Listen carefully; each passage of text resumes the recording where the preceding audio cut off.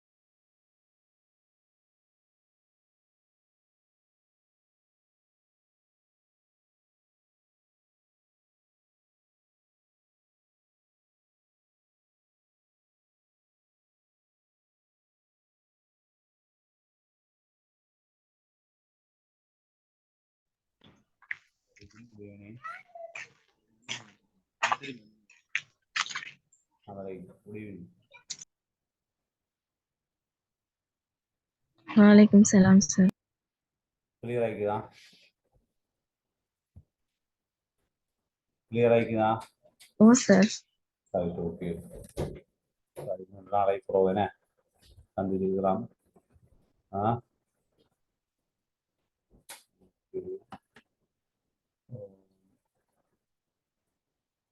இன்றைக்கு நீங்க அந்த பாடம் என்னன்னு தெரியும் தானே? என்ன பாடம் போட்டு தொழில்நுட்பத்தினுடைய புதிய போக்குகள், கல்வி கற்றல் கற்பித்தல்ல புதிய போக்குகள், அப்படித்தானே? தொழில்நுட்பத்துல புதிய போக்குகள் என்ன? New trends, educational technological new trends in teaching and learning. என்ன அதுல புதிய போக்குகள்னா என்ன மாதிரி விளங்கி கொண்டு வரீங்க சொல்லுங்க. புதிய போக்குன்னா என்ன விளங்கி கொண்டு வரீங்க?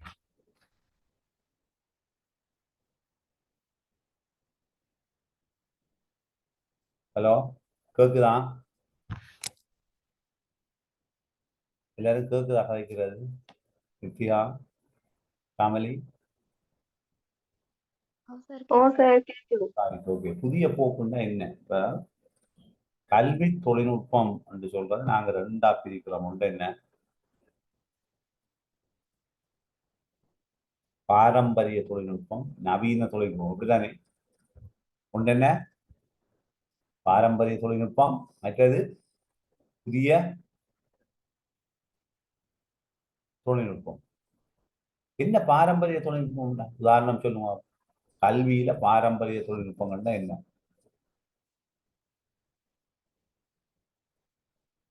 கல்வியில பாரம்பரிய தொழில்நுட்பம்னா என்ன?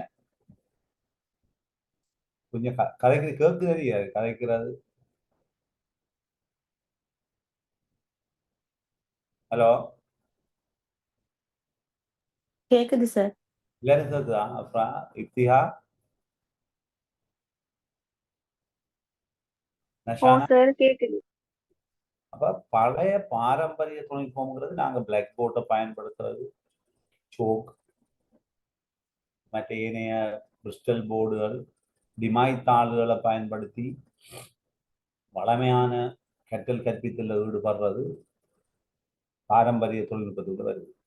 நவீன தொழில்நுட்பம் என்று சொல்ற நேரம் நாங்க இப்ப இருக்கிற அண்மை கால மாடர்ன் டெக்னாலஜி, 21ஆம் நூற்றாண்டுல இருக்கிறோம். 21ஆம் நூற்றாண்டுலையும் நாங்கள் இன்றைக்கு 24 வருடங்கள் 25 வருடங்கள் கடந்து விட்டது. 24 வருடங்கள் கடக்க போகின்றது.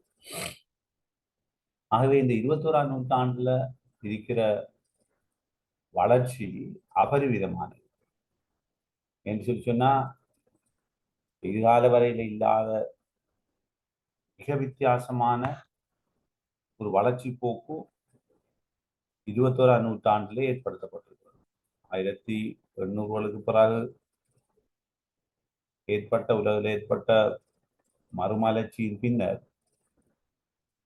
நவீன தொழில்நுட்பத்தில வளர்ச்சி 1900க்கு பிற்பட்ட காலத்தில் தான் ஏற்படுகிறது. அதன் விளைவாக நாங்கள் இன்றைக்கு நிறைய விடயங்களை அனுபவித்துக் கொண்டிருக்கிறோம். ஆனால்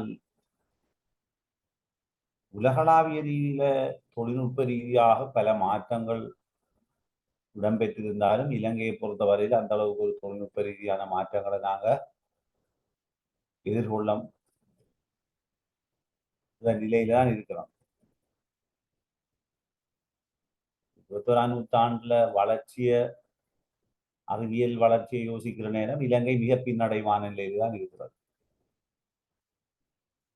அதுலேயும் குறிப்பா நாங்க இன்றைக்கு கதைக்க போற விஷயம் ரெண்டு. ஒன்று தொழில்நுட்ப வளர்ச்சி போக்கும், அந்த 21ஆம் நூற்றாண்டு கல்வியை வேற நாங்கள் இன்றைக்கு இருக்கிற இந்த பாடங்களை பார்ப்போம். 21ஆம் நூற்றாண்டுல ஏற்பட்ட இந்த அறிவியல் வளர்ச்சியும் தொழில்நுட்பத்துறையில் ஏற்பட்ட மாற்றங்களும் கல்வியில எவ்வாறான செல்வாக்குகளை செலுத்தி இருக்கிறது என்பது தொடர்பான சில அடிப்படை விடயங்களை இன்றைக்கு நாங்கள் பார்த்துட்டு சில நுட்பங்களையும் பார்த்துட்டு கற்றல்ல இன்னும் பல விடயங்கள் இதில் பார்க்க வேண்டியிருக்குது. அப்போ நான் இதில் நோட்ஸை உங்களுக்கு அனுப்பி விடுறேன். அதை எடுத்து நீங்கள் ஒருக்கா வச்சு கொள்ளுங்க.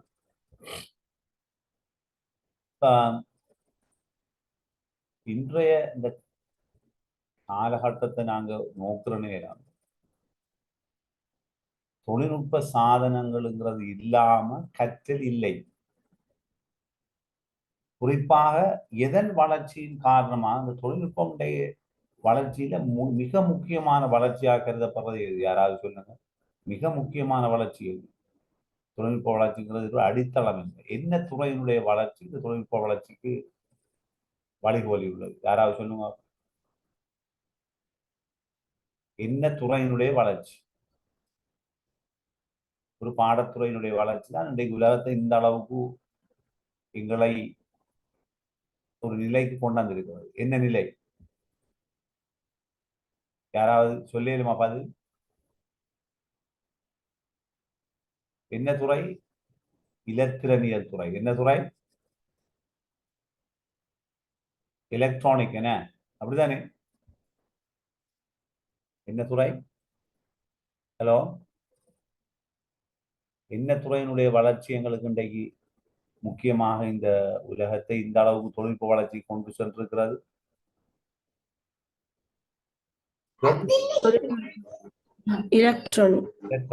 எலக்ட்ரானிக் வளர்ச்சி. இதை நான் ஏன் செக் பண்ணேன்னா, நான் கதைக்கிறது நீங்க கதையாடி பிரச்சனை இல்லை. 6வது ஆள் சிங்க பதிவு சொல்லாட்டி இந்த தொடர்பு உங்களுக்கு இருக்கிறாங்க செக் பண்ண வேண்டியது. ஓகே. இந்த தொழில்நுட்ப வளர்ச்சியில கல்வி முறையிலையும் பாரிய மாற்றம் ஏற்பட்டிருக்கிறது. உங்களுக்கு தெரியும், எமது நாட்டுல தொழில்நுட்ப வளர்ச்சி கல்வித்துறையில பயன்படுத்தப்பட்டு வந்தாலும் பல குறைபாடுகள் எங்களோட இந்த தொழில்நுட்ப வளர்ச்சியில இருக்கிறது. ஆனால் ஏதோ ஒரு வகையில கல்வியில கற்றல் கற்பித்தல் செயல்முறையில நவீன தொழில்நுட்பத்துறையினுடைய உட்புகுத்தலானது COVID-19 அசாதாரண சூழ்நிலையிலே தான் ஆரம்பிக்கப்பட்டது. பாரம்பரிய முறையில கரும்பலகையும் சோக்கையும் வைத்து அல்லது வெண்பலகையும் ஆக்கரையும் வைத்து கற்பித்துக் கொண்டிருந்த நாங்கள் பல்வேறு விதமான ஊடகங்கள், இலத்திரனியல் ஊடகங்களை பயன்படுத்தி தொலைத்தொடர்பு சாதனங்களை, கம்யூனிகேஷன் டூல்ஸ்களை, எக்யூப்மெண்ட்களை பயன்படுத்தி கற்க தொடங்கியது இந்த COVID-19 அசாதாரண சூழ்நிலையின் பின்னர் தான். ஆனால் உலகளாவிய ரீதியில விரும்பியோ விரும்பாமலோ எங்களை விட 300 என்றும் சொல்லலாம், அல்லது குறைந்தது 200 வருடங்கள் முன்னணியில் பல நாடுகள் முன்னோக்கி இருப்பதையும் நாங்கள் மிக பின்னடைவாக இருப்பதையும் அவதானிக்கக்கூடியதாக இருக்கின்றது. மாணவர்களுக்கான இந்த கற்றல் கற்பித்தல் செயற்பாடுகள்ல அரசாங்கம் முன்னெடுத்த சில நடவடிக்கைகளும் இருக்கிறது. தனியார் நிறுவனங்களும் தனியார் கல்வி நிலையங்களும் பல்வேறு வகையில இந்த நவீன தொழில்நுட்பத்தை உருவாக்கியது. யாராவது நான் சொல்லுங்க, இந்த COVID-19 காலத்துக்கு பின்னர் எங்களில் ஏற்பட்ட புதிய தொழில்நுட்ப வசதிகள் என்ன? COVID-19 காரணமா மாணவர்கள் ஏற்பட்ட மாற்றம் என்ன மாற்றத்தை நாங்க இருக்கோம்? முக்கியமா கற்றல்ல ஜூம் அறிமுகப்படுத்தப்பட்டுச்சு sir. Very good, excellent answer. என்ன ஜூம், மீட், டீம் போன்ற ஆன்லைன் எஜுகேஷன் இது சக்சஸா ஃபெயிலியரா? சக்சஸா ஃபெயிலியரா?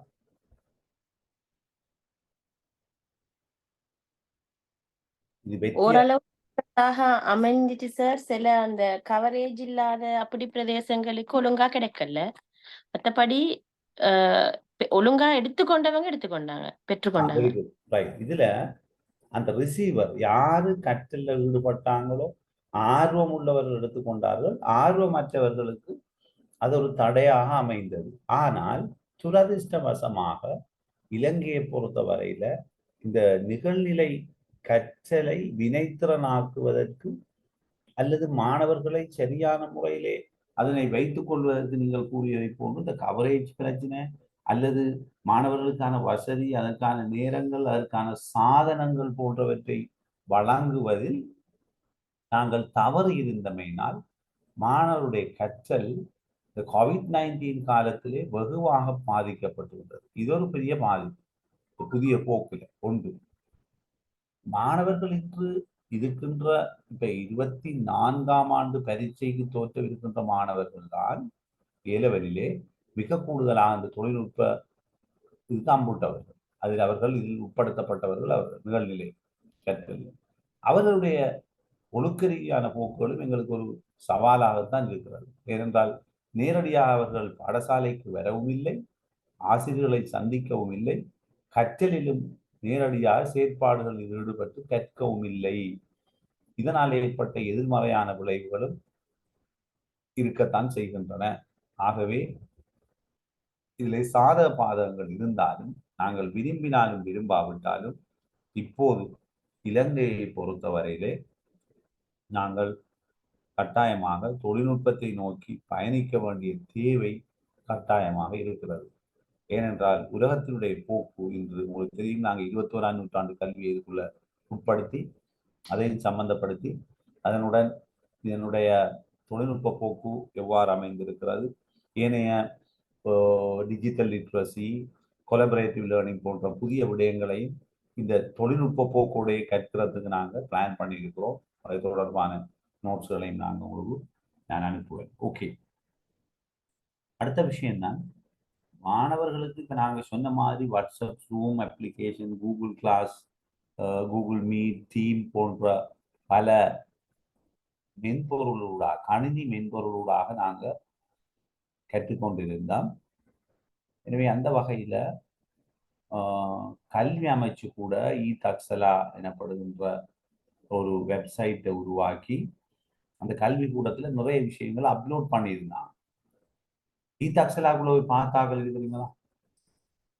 தெரியுமா தக்சலாவை? சம்லா, சாரா, சதீகா, பருவன் தெரியுமா? தக்சலா பயன் பெற்றிருக்கிறீங்களா? ஷாமலி,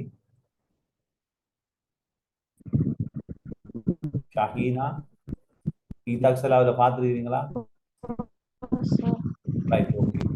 இப்ப அடுத்த விடயம் தான், நாங்க ஆரம்ப காலத்துல முதலாக தொழில்நுட்பம் நாங்க சொன்ன பாரம்பரிய தொழில்நுட்பத்திலிருந்து விலகி OHP, ஓவர் ஹெட் ப்ரொஜெக்டர், மேன்தலை எறி எனப்படுகின்ற இதைத்தான் முதலாக கண்டுபிடிச்சாங்க.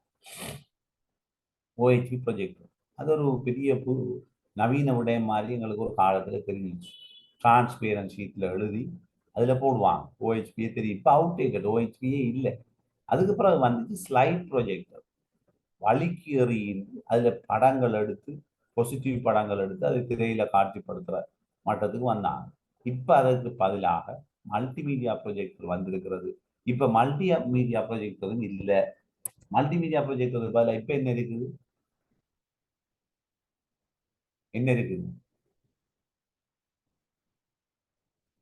மல்டிமீடியா ப்ரொஜெக்டருக்கு பதிலாக இப்ப என்ன இருக்குது? நவீன கருவி என்ன? யாராவது? Smart screen. Smart screen, very good. Interactive board அல்லது ஸ்மார்ட் போர்டு அல்லது ஸ்மார்ட் ஸ்கிரீன் எனப்படுகின்ற இந்த தொழில்நுட்பம் இப்போது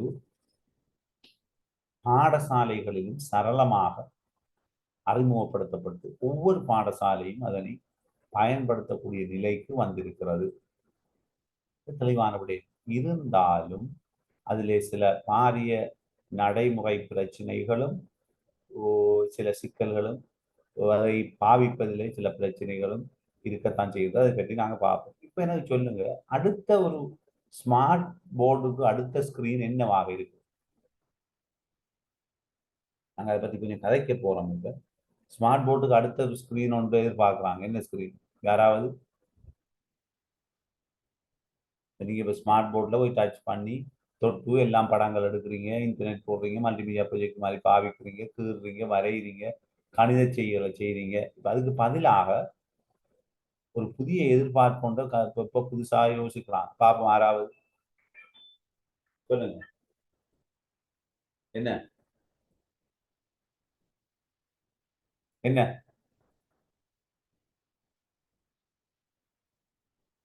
யாருக்கா ஐடியா இருக்குதா? அப்ரா இருக்குதா? இப்தியா, ஷானா, ஷாமலி இருக்குதா? உங்களுக்கு ஐடியா இருக்குதா இல்லையா?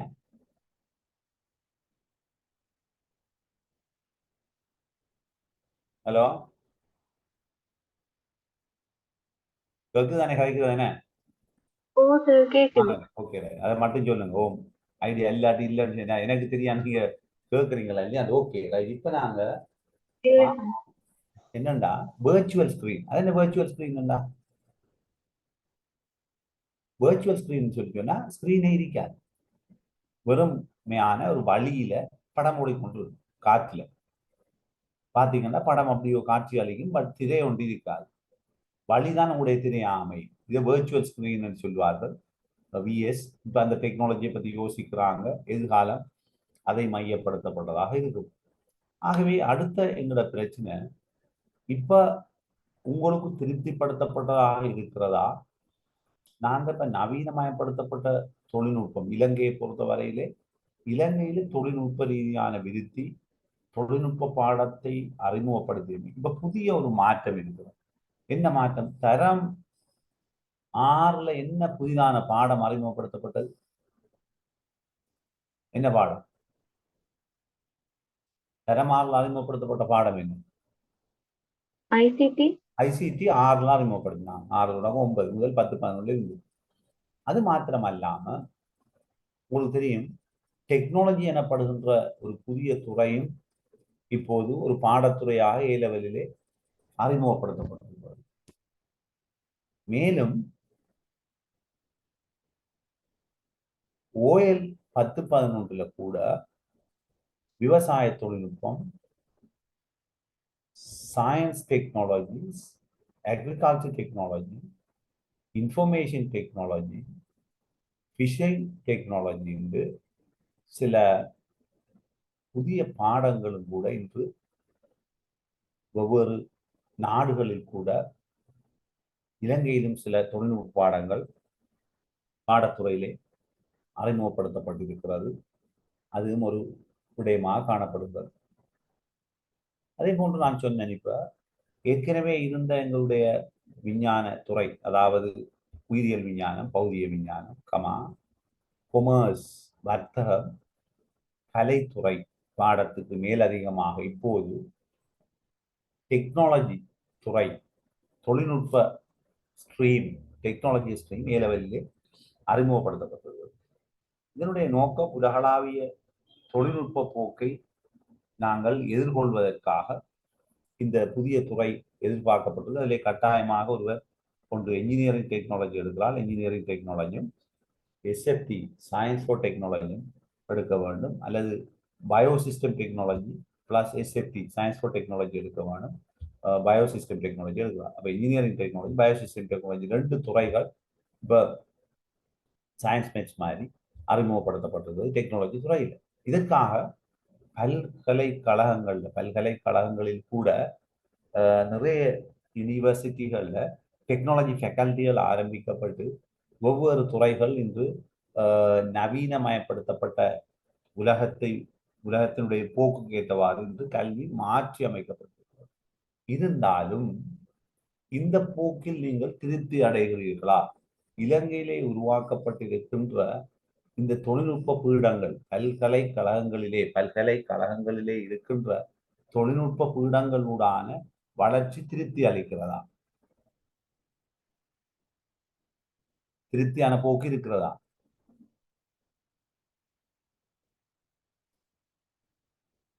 திருப்தியான நிலைமையில் இருக்கிறாங்களா?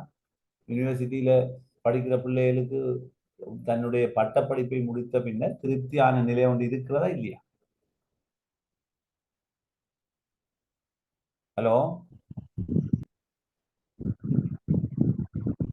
இருக்குதா? இலங்கையில திருப்தியான ஒரு தொழில்நுட்ப கல்வி பல்கலைக்கழகத்தினூடாக வழங்கப்படுகிறதா? சதிகா கேட்குது இல்லை? சதிகாட சத்தம் வேற யாராவது? அப்ரா, இப்தியா,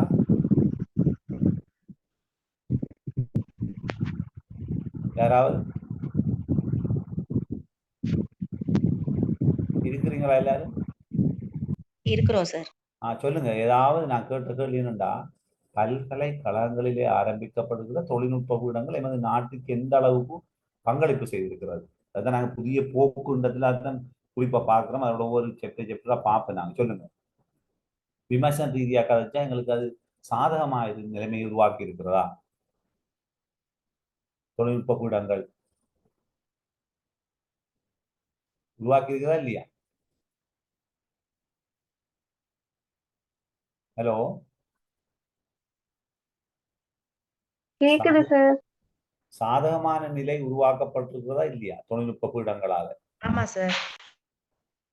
தொழில்நுட்ப பீடங்கள் ஒரு அளவுக்கு உருவாக்கி இருந்தாலும் இலங்கையில் இருக்கிற தொழில் வாய்ப்புகள் தொழில்நுட்ப விருத்தியை பயன்படுத்தி கைத்தொழில் துறை என்கிற நாட்டில் விருத்தி செய்யப்படவில்லை. இதனால இந்த பாடத்துறைகளை கற்ற பட்டதாரிகள் வெளிநாடுகளுக்கு செல்ல வேண்டிய தேவை இருக்கிறது. இலங்கையில் இருக்கிற மாபெரிய பிரச்சனை தான் வைத்தியத்துறை, பொறியியல் பீடம், சட்ட பீடம், பல் மருத்துவ பீடம், மிருக வைத்திய பீடம் போன்ற சில பீடங்களை தவிர அவை ஒரு அளவுக்கு இலங்கையிலே தங்களுடைய பட்டங்களை முடித்துக் கொண்டு வருகின்றவர்கள் பல்கலைக்கழகங்களிலே இருக்கின்றவர்கள்.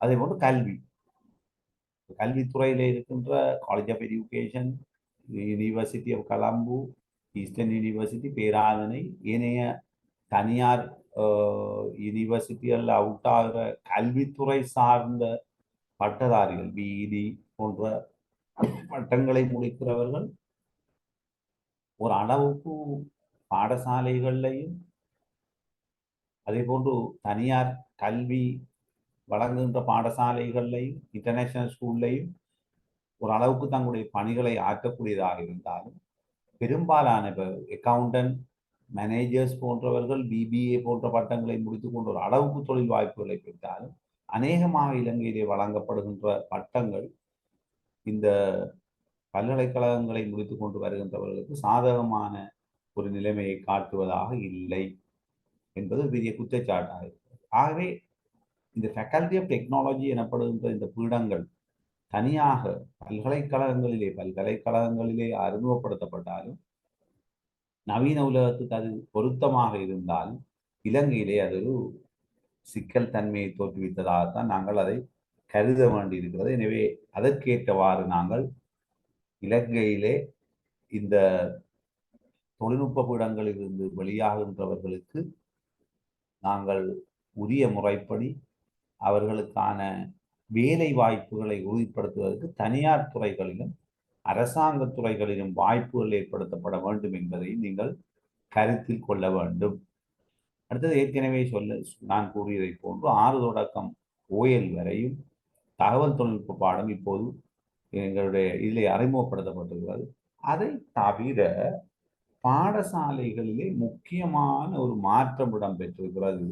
எல்லா பாடசாலைகளிலும் டேப் கணினிகள், லேப்டாப் டேப் எனப்படுகின்ற கணினிகளை பொதுவாக எல்லா பாடசாலைகளுக்குமாக இலங்கை அரசாங்கம் வழங்கி இருக்கிறது. இதை பற்றி உங்களுடைய கருத்து என்ன? இதன் எந்த அளவுக்கு இந்த பாடசாலையில் இருக்கின்றீர்கள், எந்த அளவுக்கு இது சாதகமாக பயன்படுத்தப்படுகிறது? யாராவது சொல்லுங்க. இது முழுமையாக பாடசாலைகளிலே மாணவர்களுடைய கற்றல் கற்பித்தல் நடைமுறை அல்லது குறைந்தது 50% அல்லது 40% ஒரு அளவுக்கு வினைத்திறனாக இது பயன்படுத்தப்பட்டு மாணவர்களுடைய கற்றல் கற்பித்தலை நவீனமயப்படுத்தும் வகையில் இது மேற்கொள்ளப்படுகிறது என்று திருப்தி அடைகின்றீர்களா? விரைவாக நிறைய விஷயங்கள் இருக்குது, கதைக்கிறது. சொல்லுங்க சார். எல்லா பாடசாலைகள்லயும் இல்ல சார். ஏண்டா அந்த அதுக்குரிய வளங்கள், வளங்கள்டா இப்ப டீச்சர்ஸும் இல்லாத பாடசாலைகள் இருக்கிறாங்க. அந்த இப்ப ஐடிக்கு உள்ள அப்பாயின்மெண்ட் அப்படி வந்த டீச்சர்ஸ் இல்லாதனால அந்த புள்ளைகளுக்கு ஒழுங்கா கிடைக்குது இல்ல அது. வேற இந்த வேற பாடசாலையில நான் நினைக்கிறேன் டவுன் சைட்ல அப்படி ஈக்கலாம், நகர்ப்புற பாடசாலைகள் ஈக்கலாம், கிராமப்புற பாடசாலைகள்ல குறைவு சார். Okay, excellent. என்னண்டா இதைத்தான் நான் உங்களோட எதிர்பார்த்தேன். என்னண்டா நாங்கள் தொழில்நுட்பம் என்று அரசாங்கம் காசை செலவழித்து அறிமுகப்படுத்தி இருக்கிறது. நீங்க கூறியதை போன்று நகரப்புற பாடசாலைகளிலே மாணவர்கள் வீட்டிலும் டெப் வைத்திருக்கிறார்கள், வீட்டிலும் லேப்டாப் வைத்திருக்கிறார்கள், மற்றது நிறைய ஸ்மார்ட் போன், நவீனமயப்படுத்தப்பட்ட கணினி வசதிகள் எல்லாம் இருக்கிறது. கிராமப்புற பாடசாலைகளில் டெப்புகள் வழங்கப்பட்ட போதிலும் அதை பயன்படுத்துவதற்கான ஆசிரியர்களும் இல்லை, அதற்கான இதுவும் இல்லை. என்ன இல்லை? அதற்கான வசதிகளும் இல்லாமல் இருக்கிறது. சரிதான். அப்படியான நிலைமைகளும் எங்களுக்கு இருக்கத்தான் செய்கின்றது. ஆகவே நாங்கள் மாணவர்களுக்கு இப்ப கல்வி அமைச்சு நாங்கள் இப்ப புதிய ஒரு நுட்பமாக கணினி மயப்படுத்தப்பட்ட கற்றலை ஊக்குவிக்கின்ற போதிலும் நீங்கள் கூறியதை போன்று ஷானா சொன்னது போல இந்த கணினியை தொட்டு பார்க்காத, டெப் ஓபன் பண்ணப்படாத அந்த டெப் பாடசாலைகளிலே அவ்வாறு பழுதடைந்த நிலையில இருக்கின்ற பாடசாலைகளும் என்ன செய்கின்றன? இருக்கத்தான் செய்கின்றன. ஏற்றுக்கொள்றீங்களா? அப்படி திறக்காமலும் இருக்கிறது. அதை ஞாபகத்தில் வச்சுக்கொள்ளும். ஆகவே இப்ப இன்று மனிதன் இப்ப நாங்க விரும்பியோ விரும்பாமலோ நாங்க ஒரு வகையில் இப்ப நீங்களும் நான் உங்களை கண்டதும் இல்லை, நீங்க என்ன கண்டதும் இல்லை, தூரத்தில் இருந்தாலும் இதுலேயும் சில குறைபாடுகள் இருந்தாலும் இதை வினைத்திறனாக ஒரு வீடியோ ஓன் பண்ணி உங்களை செயற்பட வச்சு உங்களை குரூப் ஆக்கி நீங்க இப்ப நான் கொஞ்சம் பண்ணிருக்கீங்க.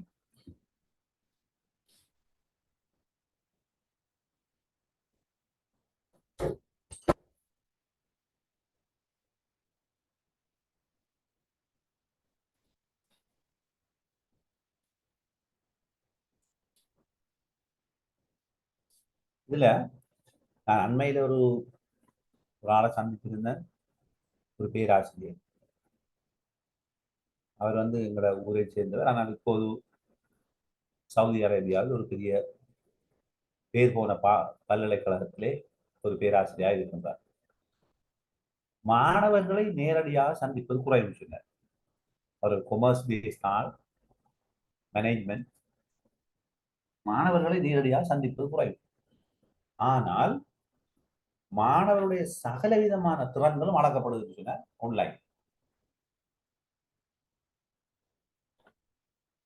ஒன்லைன் முறைமை ஊடாக மாணவர்களுடைய சகல விதமான விடயங்களும் வளர்க்கப்படுது. எப்படின்னு சொல்லுவாங்க, யாராவது கருத்து என்ன மாதிரி நாம மாணவர்களுக்கு உங்களை வினைத்திறனாக ஒரு துறையில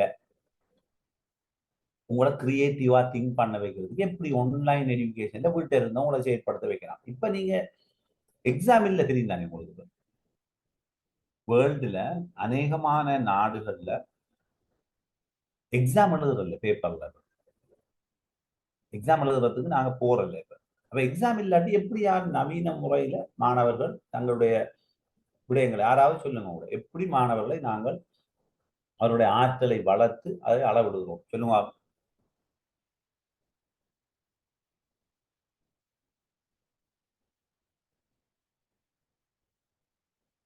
யாராவது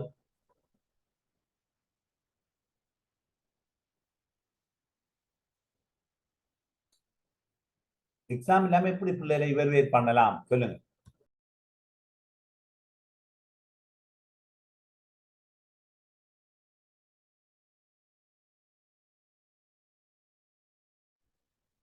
கேட்ட கேள்வி விளங்கிட்டா?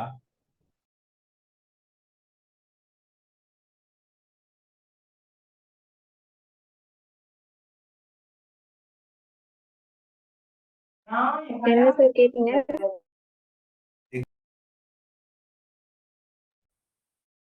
எக்ஸாம் ஒன்று இல்லாம பிள்ளைகளை எப்படி நாங்க அவருடைய ஆற்றலை வளர்த்து அவர்களை மதிப்பீடு செய்யலாம் சொல்லுங்க ஆன்லைன் மூலமாக.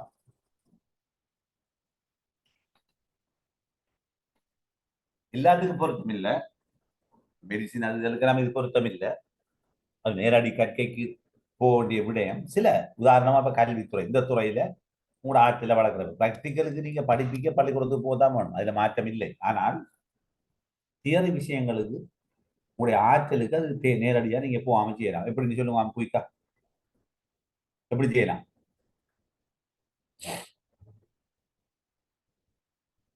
என்ன அடிப்படையில் கற்றல் மேற்கொள்ளப்படுகிறது? கற்பித்தல் அசஸ்மெண்ட் பேஸ்ட், கணிப்பீடு. இப்ப உங்களுக்கு ஒரு வலுவான ஒரு பிரச்சனை தரப்படும். இப்ப இப்ப கல்வி துறையில இலங்கையில பாடசாலைகள்ல உதாரணமாக கணினி மயப்படுத்தப்பட்ட கற்றல்ல எதிர்நோக்கிற பிரச்சனைகளும் அதை நீங்க கிராமப்புறங்கள்ல நிவர்த்தி செய்யறதுக்கு உங்களோட ஐடியா என்ன? நீங்க எப்ப உங்களோட ஐடியாவை கிரியேட் பண்ணி எழுதுவீங்க, அது உங்களோட ஓன் கிரியேஷன் அறிக்கை. நீங்க அதை ஒவ்வொரு விஷயங்களையும் அவதானிச்சு இருக்கிற பிரச்சனையை சூழாமை வச்சு ஒரு பெரிய ஒரு ரிப்போர்ட் ஒன்று சப்மிட் பண்ணினால் அது ஒரு ஒர்க்கபிள் நடைமுறைப்படுத்தக்கூடிய ரிப்போர்ட் இருக்கும். அதை வச்சு நாங்க என்ன செய்யலாம், ஒரு நவீனமயப்படுத்தப்பட்ட முறையில் மாற்றங்களை கொண்டாந்து கல்வி. இதே மாதிரி தான் நீங்க தேடி நீங்களாக உங்களோட கிரியேஷன்ல வரக்குள்ள 10 பேருக்கு 10 பெறுமதியான ஒரு வேலை திட்டங்களை வழங்குகின்ற போது அவர்கள் அதனை ஒரு குறிப்பிட்ட காலத்துக்கு தான் தேடி வேலை செய்கிற நேரம் எக்ஸாமை விட மிக பெறுமதியாக அதுல அவர்கள் கற்றலில் ஈடுபடுறத அவதானிக்கக்கூடியதா இருக்கிறது. ஆகவே இந்த விடயங்கள் இப்போது இந்த நவீன தொழில்நுட்பத்தில் இருக்கிற முக்கிய விடயமாக இருக்கிறது. இப்ப நீங்க பார்க்க வேணும், இப்ப மனிதனுடைய ஆளுமை விருத்தியில சில எண்ணக்கருக்கள் இருக்கிறது. தொலைக்கல்வி, டிஸ்டன்ட் எஜுகேஷன். உங்களோட கல்வி முறை என்ன முறை, என்ன மோட்ல நீங்க கற்கிறீங்க?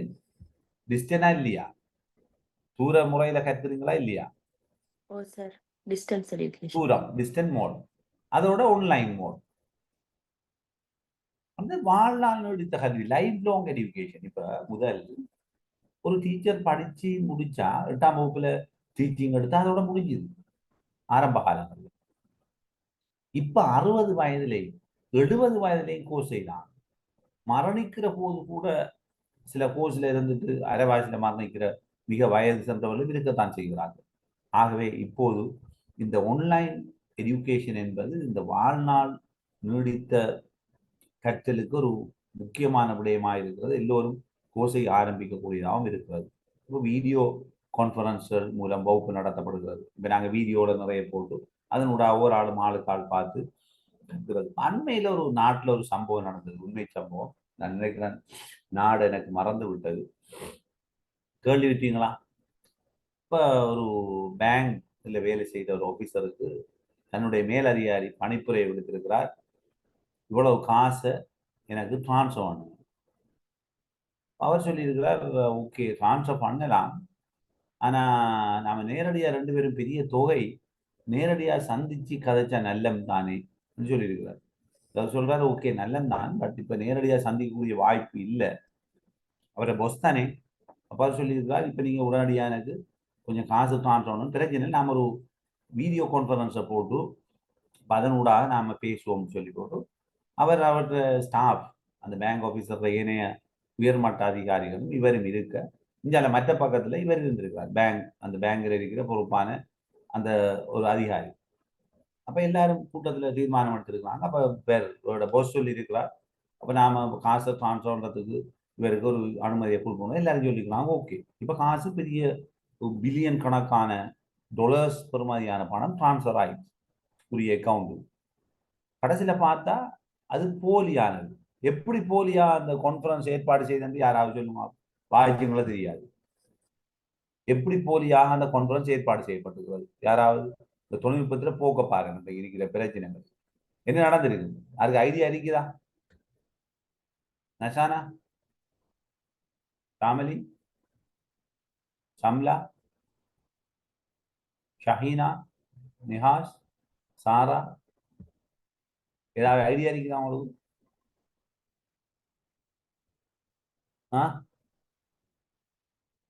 கேக்குதா கதைக்கிறது? ஹலோ, நான் கதைக்கிற கேக்குதா? ஓ சார் கேக்குது. ரைட், நான் கேட்ட கேள்வி விளங்கிட்டா என்னண்டு, என்ன நடந்தது, பிரச்சனை விளங்கிட்டா என்னண்டு, காசு டிரான்ஸ்ஃபர் விஷயம் விளங்கிட்டுதான், பெரிய மில்லியன் கணக்கான டாலர்ஸ் டிரான்ஸ்ஃபர் பண்ணப்பட்ட கதை விளங்கிட்டான். ஓ சார் விளைஞ்சி. அது என்ன நடந்தா, உடனடியா ஏஐ, ஆர்டிபிஷியல் இன்டெலிஜென்ஸ், இதை பயன்படுத்தி, இப்ப தெரியும் தானே ஏஐ டெக்னாலஜி, ஆக்களை கிரியேட் பண்ணி போலியாக ஒருவருமே உண்மை இல்லை, அதுல வந்த எந்த வீடியோல வந்த எவருமே உண்மை இல்லை, காசை டிரான்ஸ்ஃபர் பண்ணி போட்டார். பட் காசு உண்மையான ஆளுக்கு போகல.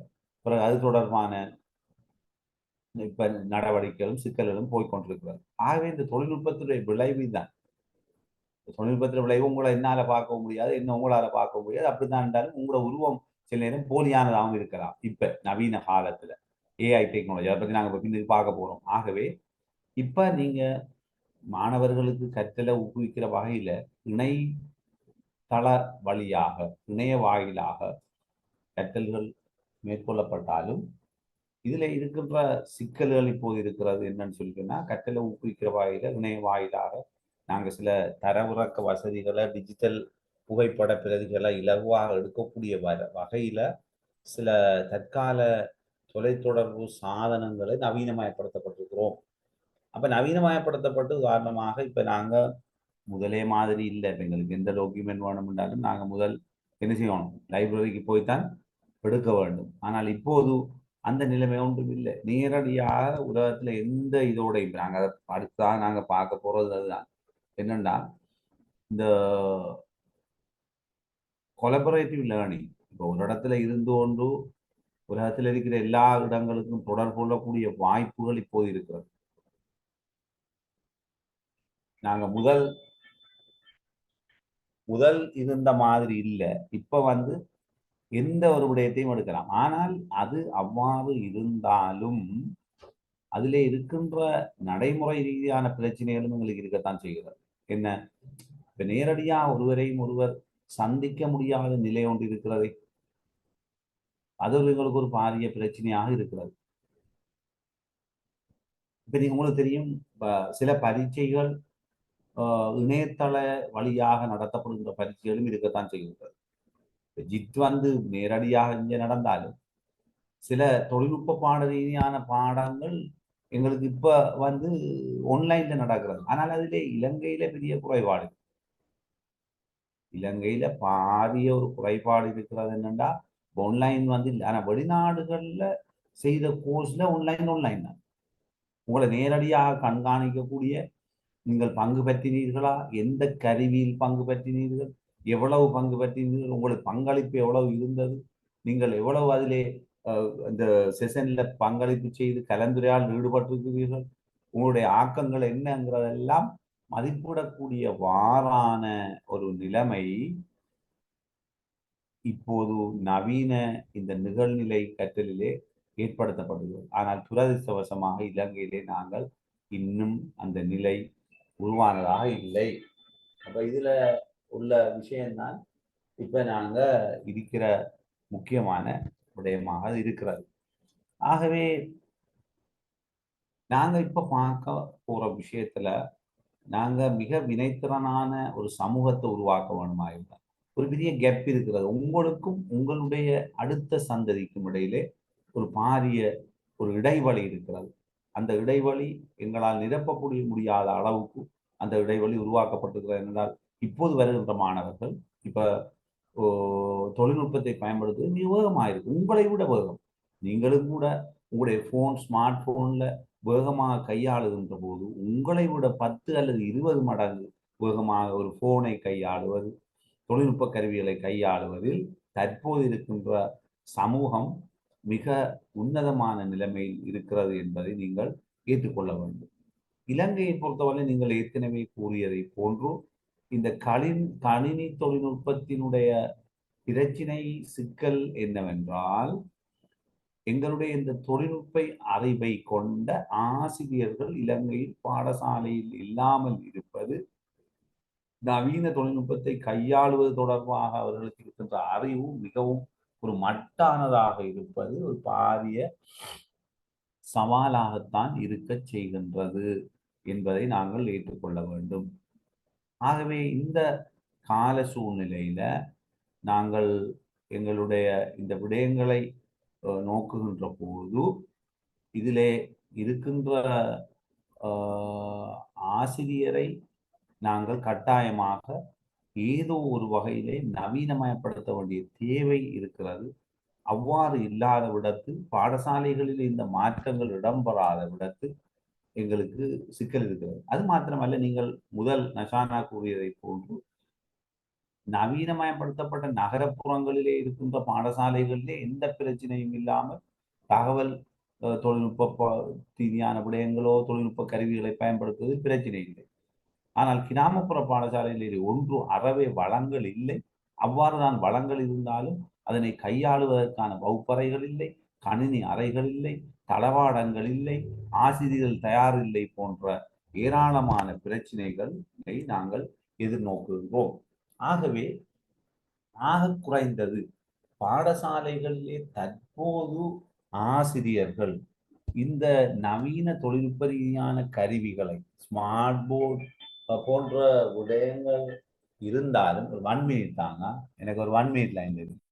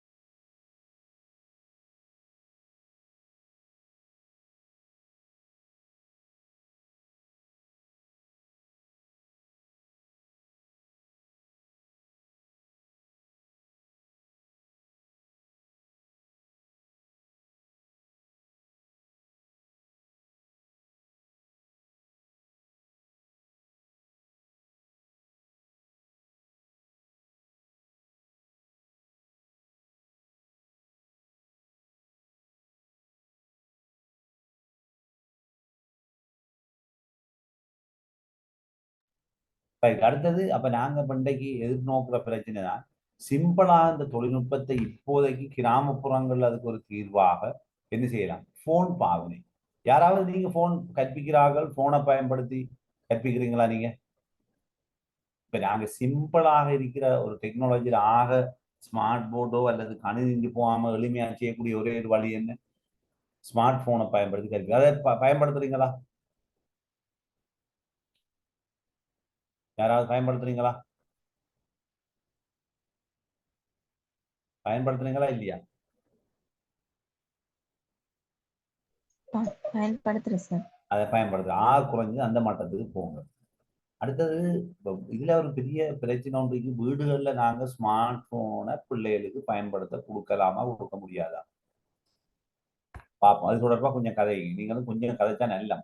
இதுல நிறைய மெத்தட்கள் படிக்க வேண்டியிருக்குது. பின்னர் கொஞ்சம் புதிய விஷயங்கள் கொஞ்சம் நிறைய கதைக்க வேண்டியிருக்குது. கையடக்க தொலைபேசிகள்ல மொபைல் ஸ்மார்ட் போன் சுட்டியை தொலைபேசிகளை பயன்படுத்துறத வீட்டுகள்ல பிள்ளைகளுக்கு கற்கிறதுக்காக பயன்படுத்த கொடுக்க முடியுமா முடியாதா? அவ்வாறு கொடுப்பதானா எந்த நடைமுறையில மேற்கொள்ளலாம்? சொல்லுங்க, குயிக்கா சொல்லுங்க, கொஞ்சம் விரைவாக அடுத்ததுக்கு போகணும். சொல்லுங்க சொல்லுங்க.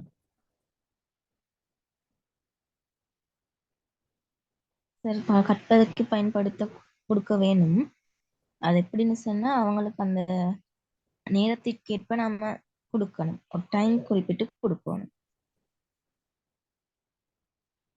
கட்டாயம் கொடுக்கணும். Okay, very good, right. அதை எப்படி கொடுக்கலாம்? ஓகே, நேரத்துக்கு கொடுக்கணும்னா இப்படி என்ன நடைமுறைகளை பின்பற்றினா எங்களுக்கு அது சாதகமா இருக்கு?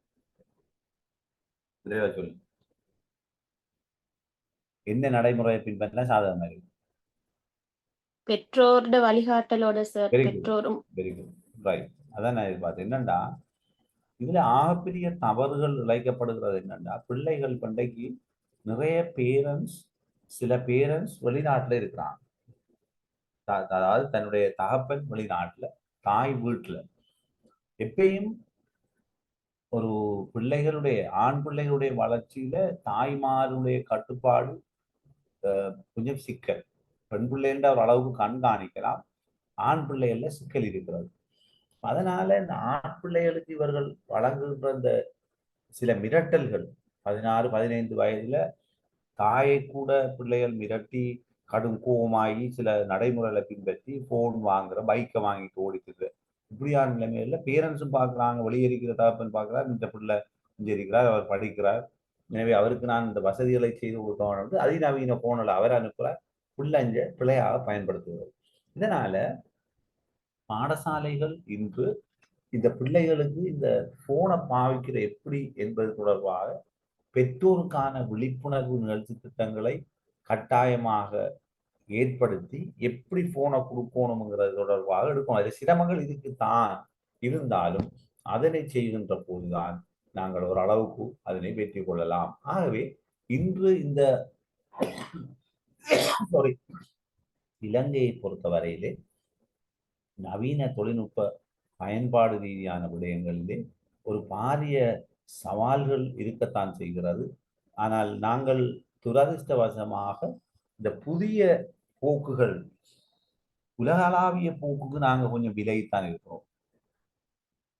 விரும்பினாலும் விரும்பாவிட்டாலும் உலகளாவிய போக்கிலே நாங்கள் நிறையவே விலகி இருப்பதை அவதானிக்கக்கூடியதாக இருக்கிறது. இவருடைய போக்குகள் சரியானதாக இல்லை என்பதை ஏற்றுக்கொள்ள வேண்டும். இதுதானே அதுல நாங்க இருக்கோம். இன்றைக்கு நாங்க கொஞ்சம் பார்க்க போற நாங்க 9 கிட்டைக்கு முடிப்போம். அடுத்த முக்கியமான விடயம் சில புதுமையான சில கற்பித்தல் முறைகளை சிலதை நாங்க பார்க்க போறோம். அதுல ஒரு 15 முறைகளை நாங்க இதுல தெரிவு செய்திருக்கிறோம். முக்கியமாக தொழில்நுட்ப ரீதியாக இன்று புதிதாக அறிமுகப்படுத்தப்பட்டிருக்கின்ற கற்றல் இது இலங்கையில இல்லை. இலங்கையில இது இல்லை. அப்படி கொஞ்சம் இருந்த ஒரு சின்ன எடிட் ஒன்று பண்ணிட்டு ஓடிவாங்க இருங்க. இலங்கையில இது இல்லை. ஏனென்றால் ஏன் இலங்கையில இல்லைன்னு சொல்லுவோம். இலங்கையில சில கற்றல் சிக்கல்கள் எங்களுக்கு இருக்கிறது. இலங்கையில சில கற்றல் முறைகளை எங்களுக்கு பயன்படுத்த முடியாமல் இருப்பதற்கான காரணம் என்று சொல்லுவோம். நாங்க இன்னும் என்ன தொழில்நுட்ப ரீதியாக வளர்ச்சி அடையவில்லை. அதுக்கான திட்டங்களும் எங்கள்கிட்ட இல்லை. எங்களோட திட்டங்கள் மிக ஒரு பெருமதியான திட்டங்கள் எங்கள்கிட்ட இல்லை. அது ஒரு பெரிய குறைபாடாக இருக்கிறது. நாங்கள் அதை எப்படி நாங்கள் அதை நிவர்த்தி செய்ய போறோம்ங்கிறது எங்களுக்கு சிக்கலாக தான் இருக்கிறது. அதனால இந்த புதிய முறைகளை நாங்கள் விரும்பியோ விரும்பாமலோ ஒரு அளவுக்கு இப்ப நாங்க தெரிவு செய்யணும். ஆனால் சில உதாரணங்கள் முடிமான வரையில நான் உங்களுக்கு சொல்றேன். சில விடயங்களை நான் உங்களுக்கு அதை சொல்லலாம். தொழில்நுட்ப விடயங்களை பார்ப்போம். அதில் இருக்கிற ஒவ்வொரு புதிய விடயங்களை நீங்க தெரிந்து கொள்ள வேணும். இருக்கிற புதிய விடயங்களை கொஞ்சம் வெயிட் பண்ணுங்க.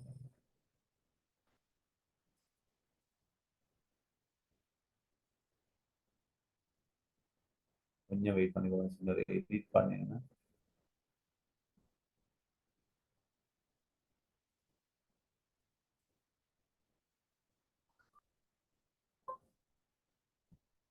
ஓகே.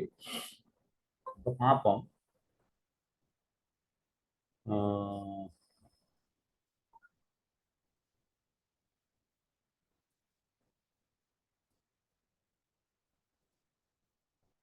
இந்த புதிய முறைகளை கையாளுறதுல நீங்க சில அனுபவங்கள் உங்களுக்கு மிதிக்க நினைக்கிற நான் சில கேள்விகள் உங்கள்கிட்ட கேட்கலாம். அப்படி கேட்குற நேரம் நீங்களும் அதுக்கு பதில் சொல்லலாம். நாங்கள் அதை பற்றி பார்ப்போம்.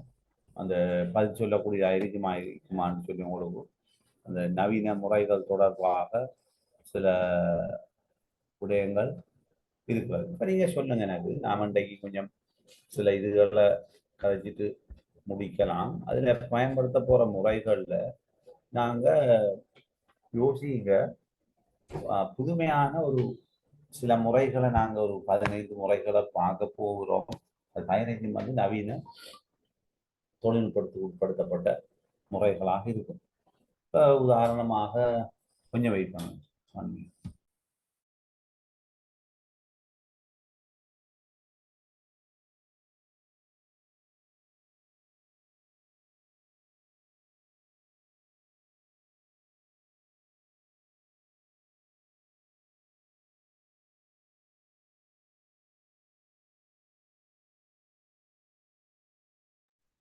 ஓகே, அப்ப இதுல நாங்க இப்ப 24 இருந்த சில சிறந்த கற்பித்தல் முறைகள் தெரிவு செய்யப்பட்டு இருக்கிறது. அது நாங்க முடியுமான வரையில பார்ப்போம் எப்படி பிரிவு வைக்கலாம். முதலாவது ஊடாடும் படங்கள் என்ற விஷயம், விஷுவல் ரியாலிட்டி, மற்றது கல்வியில ஏஐயை பயன்படுத்துறது, மற்றது பிளெண்டட் லேர்னிங் கலப்பு கற்றல், 3D பிரிண்டிங், மற்றது வடிவமைப்பு சிந்தனை, டிசைன் வந்து திங்கிங் ப்ரோசஸ், மற்றது project based learning, inquiry based learning, jigsaw method, cloud computing, மற்றது ஃபிளிப் கிளாஸ் ரூம், மற்றது பியர் இன்ஸ்ட்ரக்ஷன் என்ற விடயம். அதுக்கடுத்தது தன்னுடைய பியர் கருத்துக்கள், பியர் ஐடியாஸ், பியர் ஐடியான்னு சொல்றது. மற்றது கிராஸ் ஓவர் கற்பித்தல், தனி பயனாக்கப்பட்ட கற்பித்தல் என்று இந்த முறைகளை நாங்கள் ஒவ்வொன்றா பார்க்க போறோம். இதுதான் இப்ப இருக்கிற இந்த நவீன முறைப்படுத்தப்பட்ட கற்பித்தல்ல இருக்கிறது. அப்ப நீங்க போய் யோசிக்கணும், உங்களோட வகுப்பறை இனி பழமையான கற்பித்தலை விட்டு புதுமையான கற்பித்தலுக்கு நீங்க போகணும். என்னது போகணும்? பழமையான கற்பித்தல் இருந்து புதுமையான கற்பித்தலுக்கு போகணும். ஏன் புதுமையான கற்பித்தலுக்கு போக வேணும் சொல்லுங்க? புதுமையான கற்பித்தலுக்கு போறதுக்கான நோக்கம் என்ன சொல்லுங்க? கருத்துக்களை தெரிவிக்க நானே காட்சி கொண்டு போறேன், நீங்க கேள்வி கேட்டுக்கொண்டிருக்கிறார்களா இருக்கிறீங்க. சொல்லுங்க, புதுமையான கற்பித்தல் முறைகள் ஏன் தொழில்நுட்பத்தோட எவ்வாறு தொடர்பு வருகிறது சொல்லுங்க.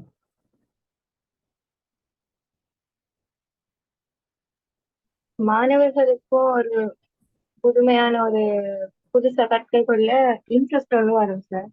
ஓ ரைட், ஓகே, வெரி குட். ஒன்று இன்ட்ரெஸ்ட் வரும், ஆர்வமாக கற்றலில் ஈடுபடுவாங்க. அடுத்தது அவங்களுக்கு அந்த கற்றுக் கொடுக்கறத நாங்க இலகுப்படுத்தி கொடுத்தா அவங்களுக்கு இலகுவா இருக்கும். ரைட், இலகுவாக கற்றுக்கொள்வாங்க. Very good, right. வேற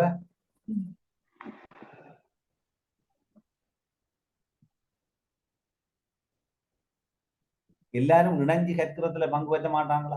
ஒத்துழைச்சு கற்கிறதுல அதான் உண்டு. அடுத்தது புதிய விடயங்களை எப்படி புதிய விடயங்களை புதிதான விடயங்களை கற்றுக்கொள்வது இலகுவா இருக்கும். ஓகே, வேற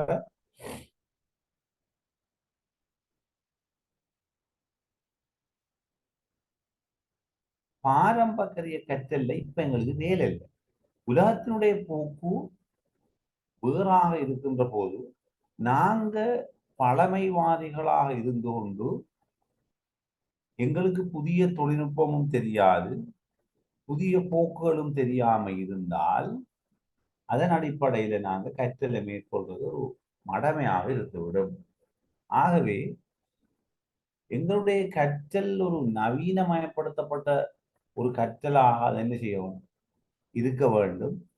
அதனை அடிப்படையாக நாங்கள் என்ன செய்வோம், நாங்கள் ஒரு கற்றலை இலகுவாக மேற்கொள்ள வேண்டும். ஆகவே இதிலே இருக்கின்ற இந்த கற்றல் விடயங்கள் நவீனமயப்படுத்தப்பட்டதாக மாற்றப்பட வேண்டுமாக இருந்தால் அதற்கேற்ற புதுமையான கற்றல் முறைகளை உட்புகுத்துகின்ற போது மாணவர்களுடைய நீங்க சொன்னதை போல் அவர்கள் மிக விருப்பத்துடன் ஈடுபடுவார்கள். அவ்வாறான கற்பித்தல் முறைகளை நாங்கள் இப்போது வகுப்பறையில் இருக்கின்ற சாதாரண கற்பித்தல் முறைகளை விடுத்தும் வெளியேறி ஒரு நவீனமயப்படுத்தப்பட்ட கற்றலுக்கு உட்படுத்த போவது மிக முக்கியமானதாக இருக்கிறது. இப்ப முதல் இருந்த மாணவர்களுக்கு நீங்க ஆர்வம் இல்லை, ஆனால் நவீன தொழில்நுட்பத்துல பிள்ளைகளுக்கு நீங்க ஒரு டெக்னாலஜியை பயன்படுத்தி கற்கிறதுக்கு வாய்ப்பளிக்கிற நேரம் எல்லா மாணவர்களும் அதிலே அணுகி டிஜிட்டல் தொழில்நுட்பத்தை பயன்படுத்தி கற்பதற்கு அவர்களுக்கு அமோக விருப்பம் இருக்கிறது. ஆனால் எங்கள்ல இருக்கின்ற பெரிய குறைபாடு, இப்ப எனக்கு என்னுடைய தனிப்பட்ட அனுபவத்துல எங்களோட 2 பிள்ளைகள் இருக்கிறார்கள். இந்த மூத்த பிள்ளையும் இலவல் முடிச்சிட்டு இருக்கிறார். இலவல் முடித்ததுக்கு கணினியை தொட்டு பார்த்ததும் கிடையாது. வீட்டை ஏதோ இருக்கிற ஸ்டெப்பையோ கணினியோ பயன்படுத்தியதை தவிர பாடசாலையில A-level படிச்சு முடிய மட்டும் கணினியை பயன்படுத்தியது கிடையாது. இப்போ மகன் ஐசிடி இப்ப நான் செஞ்சு OL படிக்கிறார். ஆனால் அவருக்கும் இந்த தொழில்நுட்ப இதுகளை பயன்படுத்துவதற்கான வாய்ப்புகள் பாடசாலையில் வழங்க. ஆனால் படிக்கிற பெரிய ரெண்டுமே மகள் படித்தது ஒரு முன்னணி பாடசாலை, மகன் படிக்கிறது ஒரு முன்னணி பாடசாலை. ரெண்டுலையும் நிறைய வசதிகள் இருக்கிறது. ஆனால் அந்த வசதிகளை உணர்ந்து தொட்டுணர்ந்து கற்பதற்கான வாய்ப்புகள் வழங்கப்படவில்லை. இது ஒரு பெரிய குறைபாடாகத்தான் நான் கருதுகிறேன். ஆகவே இதனை நீங்கள் கருத்துல கொண்டு கட்டாயமாக இருக்கணும். இப்ப 2021 ஆய்வு செய்திருக்கிறார்கள். அமெரிக்காவில் இருக்கிற இதுல 57% அனைத்து அமெரிக்காவில் டிஜிட்டல் கருவிகள் இருக்கு. யோசிச்சு பாருங்க, 57% மாணவர்களுக்கு டிஜிட்டல் கருவிகள் வழங்கப்பட்டிருக்கிறது. இலங்கையில அப்படி டிஜிட்டல் கருவிகள் இருக்கிறதா? ஆனா ஒன்று இருக்கிறது. என்ன இருக்கிறது சொல்லுவாங்க? டிஜிட்டல் கருவிக்கு பதிலாக ஒரு எல்லா வீடுகளையும் எல்லா பிள்ளைகளையும் இப்ப வழங்கப்பட்டிருக்கிற முக்கியமானது என்ன வழங்கி இருக்கின்றது? எல்லா பிள்ளைகளுக்கும் இன்றைக்கு இலகுவாக இருக்கிற டிஜிட்டல் கருவி என்ன எக்ஸஸ் இருக்கிறது? என்ன? போன். ஆனா நாங்க சொல்றது அந்த போன் இல்லை. டிஜிட்டல் கருவி என்று சொல்றது கற்றலுக்காக இருக்கிறது, போன் இல்லை. அதற்கான கருவிகள் வழங்கப்பட வேண்டும். கல்வி நோக்குடன் கூடிய தொலைக்கல்வியை மேற்கொள்ளக்கூடிய கருவிகள் இருக்க வேண்டும். பல்கலைக்கழகங்கள்ல நான் சொன்ன உங்களுக்கு பல பல்கலைக்கழகங்கள் இது ஒன்லைன் மூலமாக மிக வினைத்திறனாக பிள்ளைகளை வழிபடுத்துகிறார்கள். நேரடியா வகுப்பறைகள் தேவையில்லை. ஆனா இலங்கையில் அந்த அளவுக்கு ஒன்று இல்லை. இப்ப இந்த பாருங்க, 2020 உலகத்துல கூடுதலான பல்கலைக்கழகங்கள் நிகழ்நிலை வகுப்பு நடத்திருக்கு. இதெல்லாம் ஒரு பொதுவான புள்ளி விவரங்கள். இப்ப நாங்க வருவோம், இந்த புதுமையான கற்பித்தல்ல ஈடுபடுறதால ஏற்கனவே நாங்க கதைச்சிட்டோம். பொதுவாக பல நன்மைகள் இருக்கின்றது. என்ன மாணவர்கள் என்னத்தை ஊக்குவிக்குது? ஆராய்ச்சியை ஊக்குவிக்குமா இல்லையா? ஆராய்ந்த திறனை ஊக்குவிக்கும்.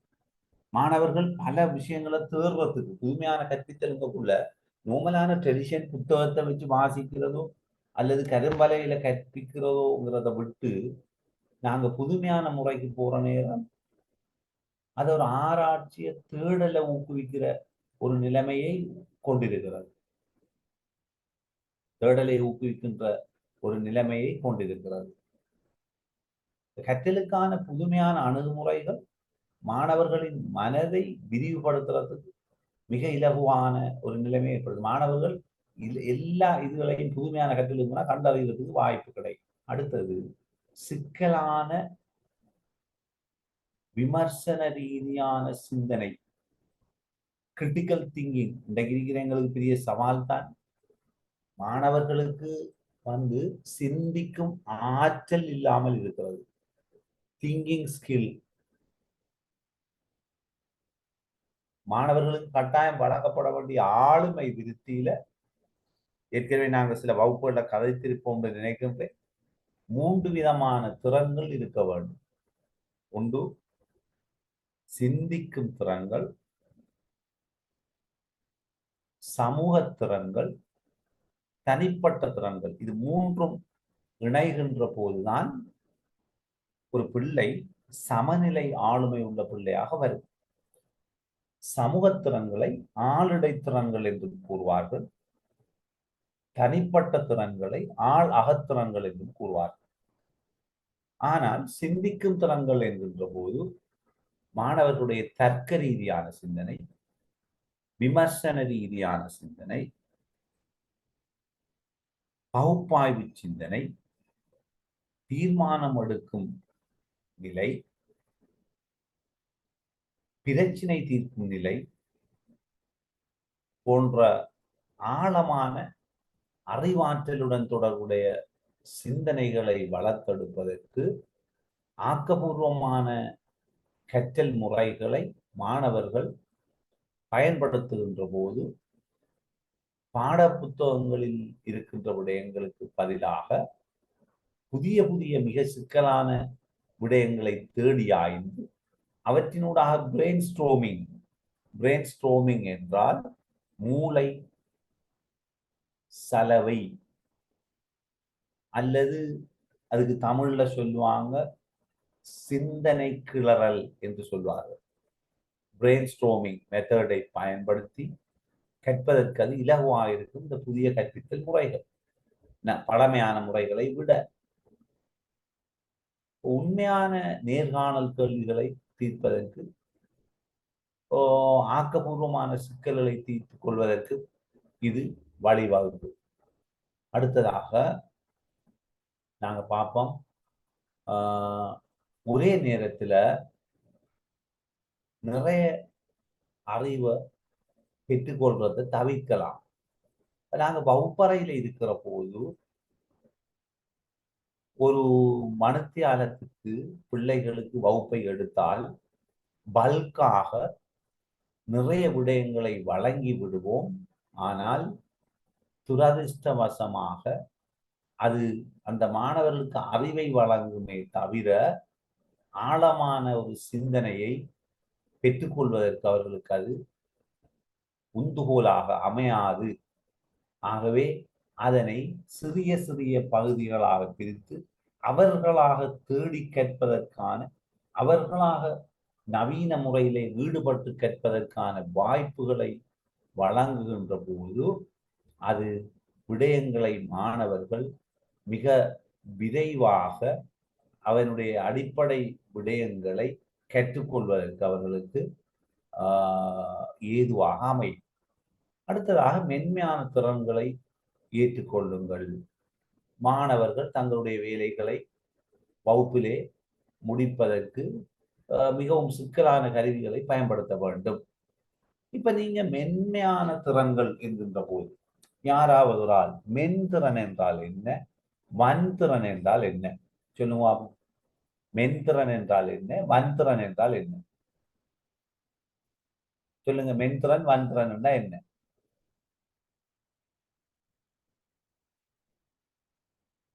சொல்லுங்களா யாராவது? மென்திறன் வன்திறன் ரெண்டுக்கு, soft skill and hard skill. உதாரணம் சொல்லுங்க, குயிக்கா சொல்லுங்க. மென்திறன் என்ன, வன்திறன் என்ன?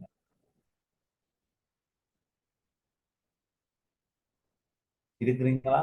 கேக்குதா? சொல்லுங்க. வன்திறன் மென்திறன் என்ன? Soft skill and hard skill என்ன?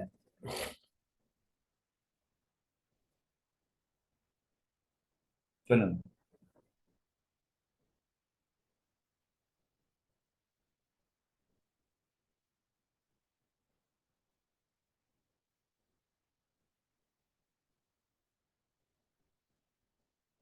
சொல்லுங்க. சாஃப்ட் ஸ்கில் ஹார்ட் ஸ்கில் என்ன? ஹலோ, கேக்குதா?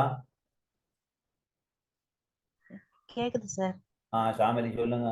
சாஃப்ட் ஸ்கில் என்ன, ஹார்ட் ஸ்கில் என்ன?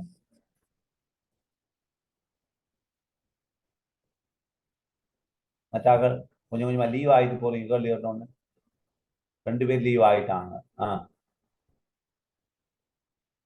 நஷானா, நசீலா 2 பேர் லெஃப்ட். இனி இருக்கிற பாடம் தான் முக்கியமானது. அதுல லீவ் ஆனீங்கன்னா இந்த புதிய விஷயங்களை கொஞ்சம் கதைக்க நான் போகும். இந்த அடுத்தடுத்த வகுப்புள்ள வர விஷயங்கள் கொஞ்சம் புதிய ட்ரெண்ட் விஷயங்கள்லாம் கதைக்கணும். சொல்லுங்க.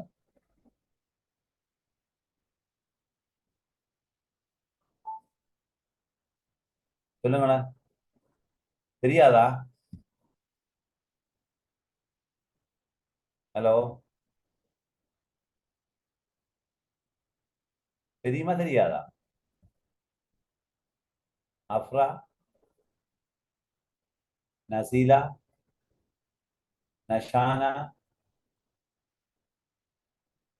சம்லா, ஷாமலி, கேக்குதா? எல்லாரும் கேக்குதா நான் கதைக்கிறது? ஓ சார், கேக்குது சார். தெரியுமா வன்திறன் மென்திறன்?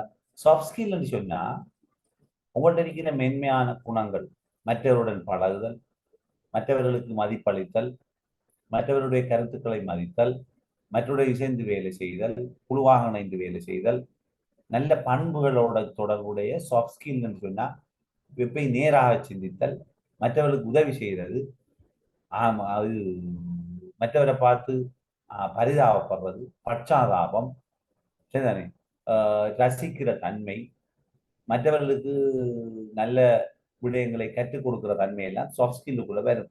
அதே நேரம் ஹார்ட் ஸ்கில்னு சொல்றது, நீங்க படம் வரைகிறது, ஒரு மெட்ஸில் இருக்கிற ஒரு வரைவை வரைகிறது, ஒரு எழுத்துக்கள் எழுதுறது, அதெல்லாம் வந்து ஹார்ட் ஸ்கில்லாக இருக்கும், வன்திறன்களாக இருக்கும். வன்திறன்கள் சித்திரம் வரைகிறது வன்திறன். அதே நேரம் அந்த சித்திரம் வரைவதற்கு இருக்கிற ஒரு அழகுணர்வு எல்லாம் வந்து மென்திறன்களோடு வரும். அவருடைய கருத்து வெளிப்பாடுகள், கருத்துக்களை சொல்றது, மற்றாக்களுக்கு அன்பாக கதைக்கிறது, இதெல்லாம் மென்திறன். எனவே இந்த நவீன கற்பித்தல் முறையில மாணவர்களுக்கு மென்திறன்களை வளர்க்கக்கூடிய சாஃப்ட் ஸ்கில் என்று அடிச்சு பாருங்க, நிறைய விஷயங்கள் வரும். எனவே அதை தூண்டுவதற்கு இந்த புதிய முறைகள் உதவுகிறது. அதோட இந்த தனிப்பட்ட அல்லது குழு திட்டங்களை மேற்கொள்ற போது, இண்டிவிஜுவல் ப்ரொஜெக்ட் அல்லது குரூப் ப்ரொஜெக்டுகளை மேற்கொள்ற போது அதை சிறந்த முறையில பணியாற்றுறதுக்கு அது எங்களுக்கு உதவாக இருக்கும். இப்ப நாங்க முக்கியமான சில கற்றல் முறைகளை இன்றைக்கு பார்த்துட்டு மீதி அப்புறம் அடுத்த இதுல தொடரலாம். இப்ப பார்ப்போம், ஊடாடும் படங்கள்னா என்ன, ஊடாடும் பாடங்கள்னா என்ன, ஊடாடும் பாடங்கள்னா என்னத்தை நினைக்கிறீங்க?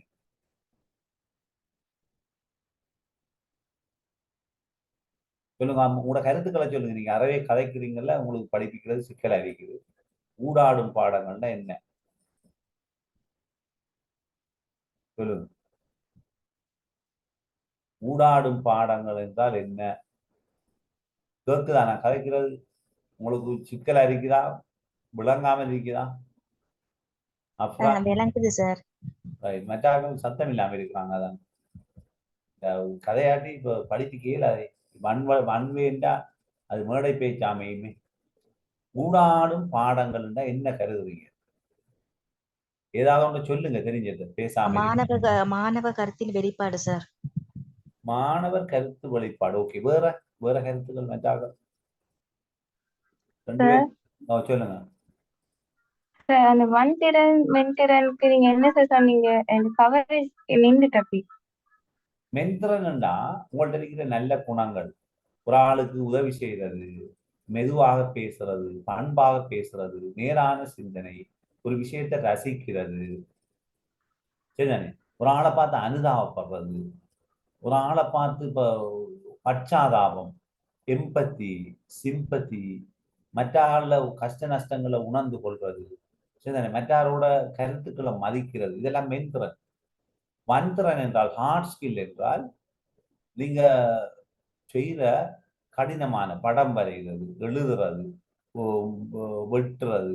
இப்போ கார்பென்ட்ரி ஒர்க் வந்து ஹார்ட் ஸ்கில், மேஷனரி ஒர்க் வந்து ஹார்ட் ஸ்கில், ஒரு கட்டடம் கட்டுறது ஹார்ட் ஸ்கில், ஒரு பொருளை ஆக்குறது, சமைக்கிறதெல்லாம் ஹார்ட் ஸ்கில். விளங்கிட்டாப்ப? Okay sir. அப்ப இதுல அடுத்ததாக இருக்கிற விடயம் தான் ஊடாடும் படங்கள். சொல்லுங்க, நஷானாவா ஆயிட்டீங்க? நஷானாவா? அப்ரா சார். அப்ரா சொல்லுங்க, ஊடாடும் படங்கள்ல என்னன்னு சொல்லுங்க. அப்ரா, ஊடாடும் படங்கள் தான் வருது. பாடங்கள்ல என்ன? ஊடாடும் பாடங்கள் தான். ஊடாடும் பாடம்ங்கிறது நீங்க நெட்ல இன்டர்நெட்ல இருந்து கொண்டு எந்த இடத்துல இருந்து கொண்டு தேவையானதை பெற்றுக்கொள்ளலாம். உங்களோட அப்லோட் பண்ணினதை இன்னொரு ஆள் பெற்றுக்கொள்ளலாம், இன்னொரு ஆள் அப்லோட் பண்ணினதை நீங்க பெற்றுக்கொள்ளலாம். இன்டர்நெட்ல உங்களுக்கு வேண்டிய டாக்குமெண்ட்டை நீங்க எடுக்கலாமா இல்லையா? யூடியூப்ல நீங்க வேண்டியதை கற்றுக்கொள்ளலாமா இல்லையா? அந்த நிகழ்நிலையில வேண்டிய மாதிரி கற்றுக்கொள்றதுதான் சொல்றது ஊடாடும் பாடங்கள்.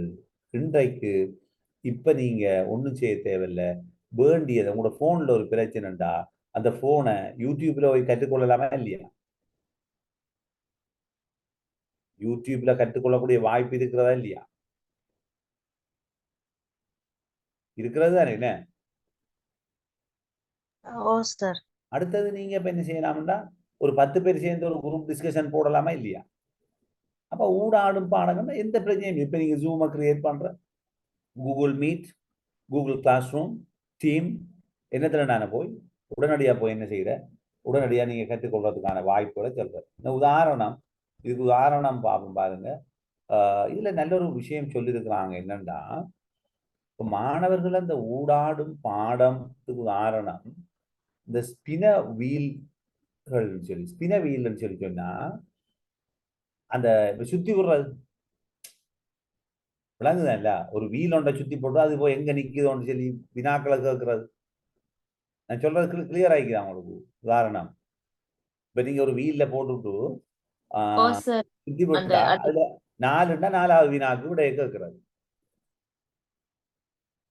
சரிதானே? அதுல விளையாடுவதன் மூலம் வார்த்தை அல்லது மேகங்கள், வாக்கெடுப்புகள் அல்லது மூளைச்சலவை செய்யறது மூலம் வகுப்புகளை உற்சாகப்படுத்துறது. இப்ப நீங்க வளமையா பாடப்பிரவேசம் செய்யறதுக்கு வேற வேற டெக்னாலஜியை பயன்படுத்துற மாதிரி இங்க வந்து ஸ்பின வீல பயன்படுத்துறோம் நவீன இதுல. அப்ப அது ஒரு புதுமையான கற்பித்தல் முறையா நாங்க இப்ப பார்த்து கொண்டு ஊடாடும் பாடம்னு சொல்லி அப்ப அதுல ஒரு முறையாக அதை பயன்படுத்துறோம். இங்கிலீஷ்ல என்ன சார் சொல்றது? எப்படி ஊடாடும் பாடம், அதுக்கு இங்கிலீஷ்ல என்ன சொல்றது? அது வந்து மூவிங் சப்ஜெக்ட்ஸ். ஊடாடுறா மூவ் பண்ற, அங்க இங்கேயும் மூவ் பண்ணி கொண்டு இருக்கு, ஒரு இடத்துல இருக்காது. இப்ப இவங்க இன்னொரு ஒரு முக்கியமான விஷயத்தை சொல்றாங்க. அந்த ஊடாடும் பாடத்துல என்னண்டா, வளமே அவங்கள்ட்ட ஒரு கேள்வி கேட்டா நீ பிள்ளைகளை என்ன செய்யும்? கையோ ஏத்துமா இல்லையா? கையோ ஏத்துமா இல்லையா? ஆனா பிள்ளையா சொன்னா எல்லோருக்கும் என்ன செய்யும்? ஒரு தாக்கம் கொண்டு வருமா இல்லையா? அதை தவிர்த்து கொள்றதுக்காக இப்ப அதுல சொல்றாங்க என்ன, ஊடாடும் பாடத்துல நீங்க மெதுவா என்ன செய்யணும், கீபோர்ட்ல போய் ஒரு பட்டனை கிளிக் பண்ணா சரியான ஆன்சர் யாருக்கு மட்டும் போகும்? படிப்பிக்கிற ஆசிரியருக்கு மட்டும்தான் நீங்க சொன்ன விட தெரியும். மற்றவர்களுக்கு தெரியுமா?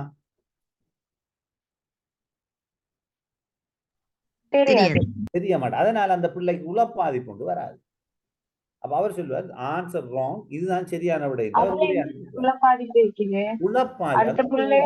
அடுத்த மாணவனும் கற்றுக்கொள்வாங்களே மேலதிகமா. ஓ, இப்ப அவங்க என்ன வாங்கண்டா, வினாவை கேட்டுட்டு எல்லா மாணவரும் விடையை அனுப்புவாங்க. அனுப்பக்குள்ள இவர் என்ன செய்வார், இது ராங், இதுக்குரிய விடை இருந்து உள்ளுக்கு அனுப்பார். அப்ப பிள்ளை ஆட்டோமேட்டிக்கா சுய கௌரவத்தோட விடையை கற்றுக்கொள்கிறது. மற்றவர்களுக்கு 6 பிள்ளை விட்டு தெரியாது. பின்லாந்துல இருக்கிற ஆகப்பெரிய ஒரு நவீன முறை இதுதான். ஒரு பிள்ளை விடுகின்ற பிள்ளை மற்ற பிள்ளைக்கு விளங்காது. ஒரு பிள்ளை விடுகின்ற தவறு மற்ற பிள்ளைக்கு விளங்காத அளவுக்கு அங்கு மிக கவனமாக கற்றல் ஈடுபடும். எங்கட துராதிஷ்டம் தான், ஆகப்பெரிய ஒரு துராதிஷ்டம் தான். நாங்க பிள்ளைகள் எல்லாரையும் ஒன்றுல வச்சுட்டு பட்டடிச்சிட்டு சிக்கப்படுத்திட்டு இருக்கிற நிலைமை. ஆகவே நாங்க இந்த ஊடாடும் பாடங்கள் என்ற விஷயத்துல இருக்கணும். அடுத்த விஷயம் ஒன்றை பார்ப்போம். முக்கியமான விஷயம் வெர்ச்சுவல் ரியாலிட்டி. தெரியுமா? அது விஆர் டெக்னாலஜி, ஒரு புதுரமான டெக்னாலஜி. இதை பத்தி தெரிஞ்சாக சொல்லுங்க. இதை மட்டும் டிஸ்கஸ் பண்ணி முடிப்போம். வெர்ச்சுவல் டெக்னாலஜியை பத்தி சொல்லுங்க. என்னது ஒரு மிக முக்கியமான டெக்னாலஜி சொல்லுங்க யாராவது. என்ன டெக்னாலஜி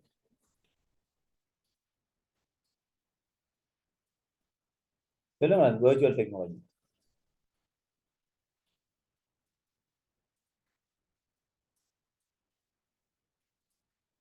தெரியுமா? தெரியாது சொல்லுங்க, பிரச்சனை இல்ல. அந்த பாக்குற அந்த வீடியோஸ் அதான் சார். ஓமோ, என்னண்டா இதுல பெரிய ஒரு அற்புதமான விஷயம். கண்ணுக்கு கொண்டு தருவாங்க, போட்டு பார்க்கும் போது அந்த தூரம். நீங்க இதுக்கு போறீங்களா? ஒன் கோல் ஃபேஸ்க்கு போயிருக்கீங்களா யாராவது? இதுல இருக்கீங்களா அந்த பயங்கரத்தை? இல்ல, அது பார்க்க இல்ல. அது சரியான கொடூரம். அண்மையில நாங்க பார்த்தாம சொல்லிட்டாங்க தலை குத்துன்னு. தலை குத்து இல்ல, நான் இப்ப மகள திட்டத்துல போயிட்டு ஃபேமிலியோட போய் ஒரு 1 மந்த்தும் இல்ல, நோம்புக்கு முதல் போய் 1 மந்த்துக்கு முதல் போய் மகள போய் நீ விரும்பி நான் போறதுக்கு போனா கத்தி பெரட்டி அடிச்சு அது பயங்கரம். அந்த game VR game, virtual reality. நான் இங்க கட்டார்ல அந்த இது சந்திர அந்த இது விண்வெளி ஆராய்ச்சி நிலையம் ஒன்று அவங்க இது பண்ணி கொண்டு வந்தாங்க சார். அதுல போனேன்.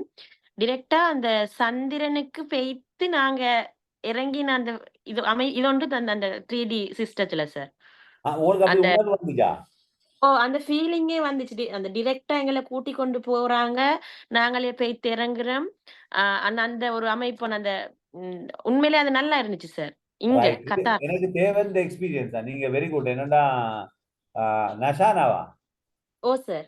அடே அதான் எனக்கு தேவை. என்னன்னா உண்மையிலே இப்ப இந்த விஆர் டெக்னாலஜி வந்து பிள்ளைகள் இன்றைக்கு பாருங்க, நீங்க சந்திரனுக்கு போன ஃபீலிங்க ஒரு சந்திர மண்டலத்துக்கு போற ஆளை தவிர யாருமே என்ன செய்ய முடியாது, உணர முடியாது.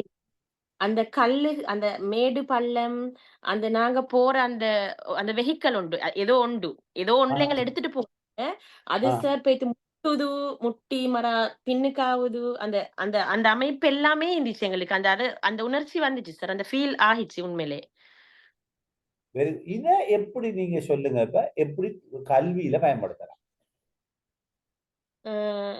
இது இப்ப எங்கட நாட்டை பொறுத்த வரலண்டா கஷ்டமாய்க்கலாம். ஆனா வளர்முக நாடுகள்ல இருக்கும்னு நினைக்கிறேன் சார். ஆனா இது வந்து மாணவர்கள்ட அந்த ஒரு அனுபவத்தை கொடுக்குமே சார். அந்த இப்ப அந்த ஒன்றை தொட்டு கற்கிற முறை ஒரு நல்ல அனுபவம்ன்ற மாதிரி சில விடயங்கள் அந்த பேய்த்து கற்கிறன்ற ஒரு அனுபவத்தை கொடுக்கறதுக்கு நல்லா ஐக்குமே சார். இப்ப இந்த விடயத்தை வச்சு நான் நினைக்கிறேன் சிறப்பானதா அமையும். ஏண்டா இப்ப அந்த சந்திர மண்டலத்துக்கு பேய்த்துட்டு வந்த ஃபீலிங் ஒன்று எனக்கு வந்தேன்னு சொன்னா, அது அந்த மாணவர்களுக்கு உட்புகுத்துற நேரம் அது நல்ல நினைவுல நிக்குமே சார். இப்படியான அமைப்புகள் இருந்துச்சு. அந்த அது கொஞ்சம் கூட இக்கும் தானே. அந்த படத்தை பார்த்து கற்கிறத விட அனுபவ ரீதியா கற்கிறது. மிக நீங்க சொன்ன விஷயம், இப்ப பால் வீதிக்கு ஒரு ஆளை கொண்டு போய் விட்டா நீங்க பாருங்க எப்படி உங்களோட ஃபீலிங் இருந்திருக்கு. நேரடியா சந்திர மண்டலத்துக்கு போன மாதிரி ஒரு இயற்கை சூழத்தொகுதி. அவரை கொண்டு அமேசான் காட்டுக்குள்ள எங்களை கொண்டு போற மாதிரி கொண்டு போலாமா இல்லையா? ஏலும் சார். அமேசானுக்குள்ள கொண்டு போனா ரியலா அங்க இருக்கிற விலங்குகள் எப்படி வருது, நடந்து கொள்ளுது, எல்லாத்தையும் எங்களுக்கு அந்த விஆர்ல பாக்குறங்கிறது பிள்ளைகளுக்கு நேரடியான நீங்க சொன்ன மாதிரி கடல் சம்பந்தமான ஒரு இதொண்டு மாத்தலையில இருக்குது சார். அதுக்கும் நான் பேய்த்திக்கிறேன். மாத்தலில் ஒரு பிளே வேர்ல்டுன்னு சொல்லி ஒரு இந்த இதொண்டிக்குது கிட்ஸுக்கு. அதுல வந்து இந்த கடலோட சம்பந்தப்பட்ட கடலுக்குள்ள எங்களை கூட்டிட்டு போறாங்க. அதுக்கும் போய்க்கிறேன் நான். அதுக்கும் நல்லா இருந்துச்சு உண்மையிலே. அந்த பெரிய மீன் எல்லாம் எங்களுக்கு கிட்ட வார மாதிரி கொஞ்சம் அந்த பயங்கரமாவும் இருந்துச்சு. அப்ப 3Dல வர சினிமா மாதிரி தான். 3 டைமென்ஷன் இதுல. அப்ப இது வந்து இப்ப இந்த நவீன விஷயங்கள் பிள்ளைகளுக்கு ஒரு மன மகிழ்ச்சி ஏற்படுத்தி உண்மையா இப்ப உலகத்துல அதான் சொன்ன நான் என்னன்னா, இப்ப நாங்க முதல் ஒரு கிராமத்துல கற்றுக்குள்ள அந்த கிராமம் மட்டும்தான். இப்ப உலகத்துல இருக்கிற எந்த ஒரு விடயத்தையும் நேரடியாக நாங்களே ஃபீல் பண்ணி கற்கிறதுக்கு இந்த நவீன தொழில்நுட்ப முறை எங்களுக்கு உதவுமா இல்லையா? விஆர் டெக்னாலஜி உதவுது சார். கட்டாயம். அட்லீஸ்ட் குறைஞ்சது இப்ப கொழும்புல இருக்கிற ஒரு புள்ள ஒரு கிராமத்துக்கு வர தேவையும் இல்லை, கிராமத்துல இருக்கிற புள்ள கொழும்பு போக தேவையும் இல்லை. இங்க இலங்கையில இருக்கிற புள்ள அமெரிக்காவுக்கு போக தேவையில்லை, அமெரிக்கா இருக்கிற புள்ள இங்க வர தேவையும் இல்லை. சாத்தியமும் இல்லையே. எந்த டைம்லையும் நாங்க பயணம் செஞ்சு கற்கவும் முடியாது எல்லாத்தையும். பட் முடியுமான வரையில நிறைய அனுபவங்களை பெற்றுக்கொள்வதற்கு இந்த விஆர் டெக்னாலஜி உதவும். இதனால இந்த தொழில்நுட்பம் மிக முக்கியமானதுங்கிற விஷயத்த பார்த்துக்கணும். இன்னொரு விஷயத்த பார்த்துட்டு நாங்க முடிப்போம். ஏஐ பத்தி கலைங்க. நீங்க இப்ப அழகான விஷயம் இது. Artificial intelligence. நான் இப்ப அண்மையில தான் ஒரு ஆர்டிக்கல் வாசிச்சு வெரி இன்ட்ரெஸ்டிங். ஏஐ பத்தி கலைங்க, செயற்கை நுண்மதியை பத்தி கலைங்க. அது நிறைய புதிதான ஒரு விஷயமா இருக்கிறது. சொல்லுங்க, என்ன மாதிரி ஆர்டிபிஷியல் இன்டெலிஜென்ஸ் ஹேக்கிங் சிஸ்டமும் இதுல அடங்குமா சார்? என்ன ஹேக் பண்றது இல்ல, ஹேக் பண்றது நான் சொன்னேன். இப்ப உங்களுக்கு அந்த பேங்க் அக்கவுண்ட் டிரான்ஸ்ஃபர் தான் ஏஐ. அது ஏஐ. அது ஒரு ஹேக்கிங் மாதிரி தானே இல்லையா? ஹேக்கிங் இல்ல. அது ஹேக்கிங் வந்து ஏஐ இல்ல, அது வந்து சைபர் கிரைம்னு சொல்லுவாங்க. இணையதள வழியினூடான குற்றவியலுக்குள்ள வருகிறது சைபர் கிரைம். ஏஐங்கிறது இப்ப புதிய டெக்னாலஜியில இருக்கிற ஆகப்பெரிய பிரச்சனை என்னன்னா, 3 விதமான ஏஐயை இப்போ சொல்றாங்க. ஒன்று மனிதனுடைய நுண்மதியை விட குறைஞ்சது, மனிதனுடைய நுண்மதிக்கு சமனானது, மனிதனுடைய நுண்மதியை தாண்டியது. இப்ப வேர்ல்டுல இருக்கிறது எதுன்னு சொல்லுங்க. ஏஐல செயற்கை நுண்ணறிவுல எது இப்ப நடைமுறையில் இருக்குது? இப்ப மனிதனுடைய விட குறைஞ்சது நாங்க ப்ரோக்ராம் பண்ணி கொடுக்கறது தான் அது சிந்திச்சு வேலை செய்யும், அந்த ரோபோக்கள். அதான் ஏஐல பேசிக். நாங்க என்னத்தை ப்ரோக்ராம் பண்ணி கொடுக்குறோமோ அவ்வளவுதான் அதுல சிந்தனை, அதுக்கு மேல சிந்திக்காது. மனிதனுக்கு சமனாக மனிதன் எப்படி இயற்கையாக சிந்திக்கிறானோ அதே மாதிரி சிந்திக்கிற ஒரு ஏஐயும் இருக்கிறது. அதுவும் இன்னும் நடைமுறையில் கொண்டு வரப்படவில்லை, சிந்திக்கிறார்கள். அடுத்த எதிர்காலத்தில் என்ன யோசிக்கிறாங்க, மனிதனை விட ஒரு படி தாண்டி அது தானாக பல விடயங்களை கிரியேட் பண்ணி இன்டெலிஜென்டாக மிக ஆக்கத்திறன் மிக்க விஷயங்களை செய்கிற ரோபோக்களை உருவாக்குறது. அதுவும் இன்னும் அறவே நடைமுறைக்கு வரவில்லை, அது பற்றி தெரியாது. அப்ப இந்த ஏஐ டெக்னாலஜி வந்து மிக சிக்கலாக இருக்கிறது. நீங்க இப்ப சொல்லுங்க, நெட்டில் இருக்கிற ஏஐயை பயன்படுத்தி நீங்க எடுக்கிற மிக முக்கியமான ஆவணங்கள் எடுக்கிற ஒரு சாஃப்ட்வேர் இருக்குது. என்ன என்ன சாஃப்ட்வேர்? என்ன சாஃப்ட்வேர்? யாராவது ChatGPT பத்தி தெரியுமா?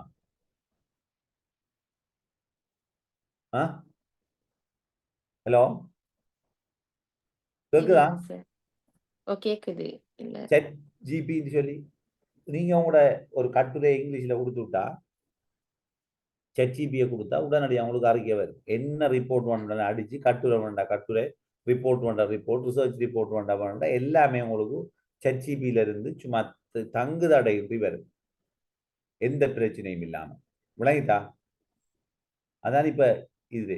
இப்ப ஏஐ டீச்சர்ஸ் உருவாக்கப்பட்டிருக்கிறாங்க, பாத்தீங்களா? இப்ப யாராவது பாத்தீங்களா ஏஐ டீச்சர்ஸ் பாடங்களை கற்பிக்கிறதுக்கு? சார், இப்ப கொஞ்ச நாளைக்கு முதல் நான் இதுல சரி ரீட் பண்ணினேன் ஒன்று. இது ஒரு பெண் உருவாக்கப்பட்ட ஒரு இது உண்டு. எனக்கு நாடு எதுன்னு சரியா நினைவில்லை. ஒரு பெண் ஒன்று உருவாக்கப்பட்டதா, ஒரு ரொபோ ஒன்று தான். ஆனா அது ஒரு பெண் மாதிரி, அந்த ஒரு பெண்ணுடைய உருவத்திலேயே உருவாக்கப்பட்ட மாதிரி ஒரு ஆர்டிக்கல் ஒன்று ரீட் பண்ணினேன் கிட்டத்துல. நீங்க அதுவும் சொல்லுங்க. அதுவும் ஆர்டிக்கல் தான், ஒரு நியூஸ் ஒன்று மாதிரி ரீட் பண்ணினேன். அதுவும் அப்ப இந்த ஏஐ இந்த தொழில்நுட்பத்திலயா சார்? அது மாதிரி உண்டா? இப்ப நான் அண்மையில பார்த்தேன், மிக அண்மையில முஅல்லிமா, அதாவது இஸ்லாமிய குர்ஆனை கற்றுக் கொடுப்பதற்கு, மார்க்க விடயங்களை கற்றுக் கொடுப்பதற்கான ஒரு முஅல்லிமா, தனி முஸ்லீம் பெண்மணி ஒன்றை கிரியேட் பண்ணியிருக்கிறாங்க. ஒரு கதையும் இல்லை, நம்பவே மாட்டீங்க. ஒரு சாதாரண பெண்ணுடைய முழு உருவத்துல இருக்கிறது. உங்களுக்கு நம்ப இயலாது இது உண்மையான பெண்ணா அல்லது ஒரு உருவாக்கப்பட்ட ஏஐ பெண்ணான். எந்த கேள்வி கேட்டாலும் அழகான முறையில உடைச்சு அழகான பதில்கள் வருகிறது. சின்ன சின்ன டிஃபரண்ட்கள் இருக்குது, பட் மேக்சிமம் ஒரு சைஸான ஆக்கள் பார்க்குற நேரம் அதை நம்ப முடியாமல் இருக்கிறது. இதுதான் இன்றைய ஏஐ டெக்னாலஜி. எனவே ஏஐயும் இன்றைக்கு நவீன முறையிலே வளர்ந்து வருகின்ற ஒரு விடயமாக இருக்கிறது. இது தொடர்பாகவும் நீங்க இன்றைக்கு சிந்திக்கணும். இலங்கையில உங்களுக்கு தெரியுமா, ஏஐல டிகிரி தொடங்கிட்டாங்க ஐடியில. மொரட்டுவையெல்லாம் ஏஐல ஐடியில ஒரு பாடமாக கற்பிக்க தொடங்கிட்டான்ற விஷயம் தெரியுமா? ஒரு ஆர்டிபிஷியல் இன்டெலிஜென்ஸ் ஒரு பாடமாக படிப்பிக்கிறாங்க, தனி ஒரு டிகிரியில. ஏஐலே டிகிரி செய்கிற அளவுக்கு இப்போ சாஃப்ட்வேர் இன்ஜினியர்ஸ் வந்து தொடங்கிட்டாங்க. எனவே இலங்கையில வந்து மொரட்டுவ பல்கலைக்கழகம் அதனை மேற்கொள்கிறது என்ற விடயத்தையும் ஞாபகத்துல வச்சு கொள்ளுங்க. அடுத்த வகுப்புல நாங்கள் அந்த மெத்தடை முடிச்சுட்டு இன்னும் 21ஆம் நூற்றாண்டுல சில விஷயங்களை நாங்கள் நிறைய கதைக்க வேண்டியிருக்கும். அப்ப இதுல ஏதாவது உங்களுக்கு டவுட்டுகள் இருக்குதா? இன்றைய விஷயங்கள் தெளிவா கற்றுக்கொண்டீங்களா? இப்ப உங்கள்ட்ட கேட்டா சொல்லலாமா, தொழில்நுட்பத்துல போக்கு, பழமையான போக்குண்டா என்ன, புதிய போக்குண்டா என்ன, நவீன தொழில்நுட்பத்துல இருக்கிற விடயங்கள் என்ன, எவ்வாறு புதிய தொழில்நுட்பம் இலங்கையில நிலை என்ன, உலகளாவிய போக்கு என்ன, அப்ப நவீன தொழில்நுட்பத்தை கற்பிக்கக்கூடிய புதிய விடயங்கள் என்ன? கிளியரா? இவ்வளவு 9 பேர் இருந்ததுல ஒரு ஆள் லெஃப்ட் ஆயிட்டு, ஆரண்டு தெரியல, இடையில கவரேஜ் பிரச்சனை இருக்குன்னு நினைக்கிறேன். ஏதாவது கேள்வி இருந்தா கேட்டுக்கொள்ளுங்க. ஹலோ, கிளியரா இருந்துச்சு சார். ரைட். அடுத்த வகுப்புல நாங்க தொடர்வோம் இன்ஷா அல்லாஹ். இன்னொரு வகுப்பு கொண்டு போற கோடு பட்டிருக்கு, அதுல நாங்க இந்த மெத்தடை முடிஞ்சிட்டு வேறு சில விஷயங்களையும் கையாளுவோம். ஓகே, சரியா? இதோட முடிச்சு கொள்வோமா அப்ப?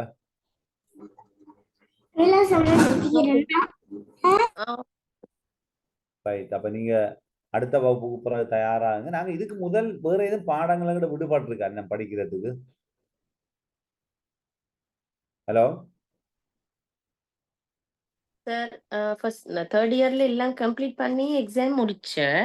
ஓ இது இப்ப செகண்ட் இயர்ல ஃபர்ஸ்ட் சப்ஜெக்ட்ல ஃபர்ஸ்ட் பாடம் நடக்குது. நான் நினைக்கிறேன் தெரியா மத்ததை பத்தி சார். எங்களுக்கு தந்த டைம் டேபிள் படி நடக்குது. என்ன நடக்கல செகண்ட் இயர்ல எங்களுக்கு ஒழுங்கா. செகண்ட் இயர்ல என்ன இப்பதான் பாடம் நடக்குது? டெக்னாலஜின்னு சொல்லி ஒரு பாடம் நடந்துச்சு, ஒரு 5-6 கிளாஸ். அது பிறகு தான் சார் இப்ப நீங்க எடுக்கிறீங்க சார். அது அது அவ்வளோ எங்களுக்கு இந்த சரியா இதா இல்லைன்னு கம்ப்ளைண்ட் ஒன்று போன போல. ஆ அதோட நாங்க கேட்டோம் ரிக்வெஸ்ட் பண்ணி எங்களுக்கு எங்களோட பழைய சார் மாதிரி வேணுமெண்டு. அதனால இப்ப சார் இப்பதான் இப்ப எங்களுக்கு கிளியரா போகுது. இனி அதனால செகண்ட் இயர்ல என்ன சப்ஜெக்ட் டீக்கிறேன்னு இன்னும் எங்களுக்கு பெருசா தெரியா. ஏன்னா எங்களுக்கு இது வரல சார், இந்த புக்ஸ் ஒன்றும் வரல. ரைட். ஓகே. அதை நான் இந்த நோட்ஸ் எல்லாம் உங்களுக்கு அனுப்பிவிடுவேன். எல்லா நோட்ஸையும் உங்களுக்கு இந்த மொடியூல் எல்லாம் நான் அனுப்பிவிடுவேன். சரிதானே? Don't worry. இன்ஷா அல்லாஹ். சரி, ஓகே ஓகே ரைட். ஓகே சந்திப்போம். Right. Thank you very much and ஜஸாக்கல்லாஹ். ரைட். அஸ்ஸலாமு அலைக்கும். Good night. சந்திப்போம் அடுத்த வகுப்புல. ஓகே வலைக்கும் சலாம் சார். Okay right.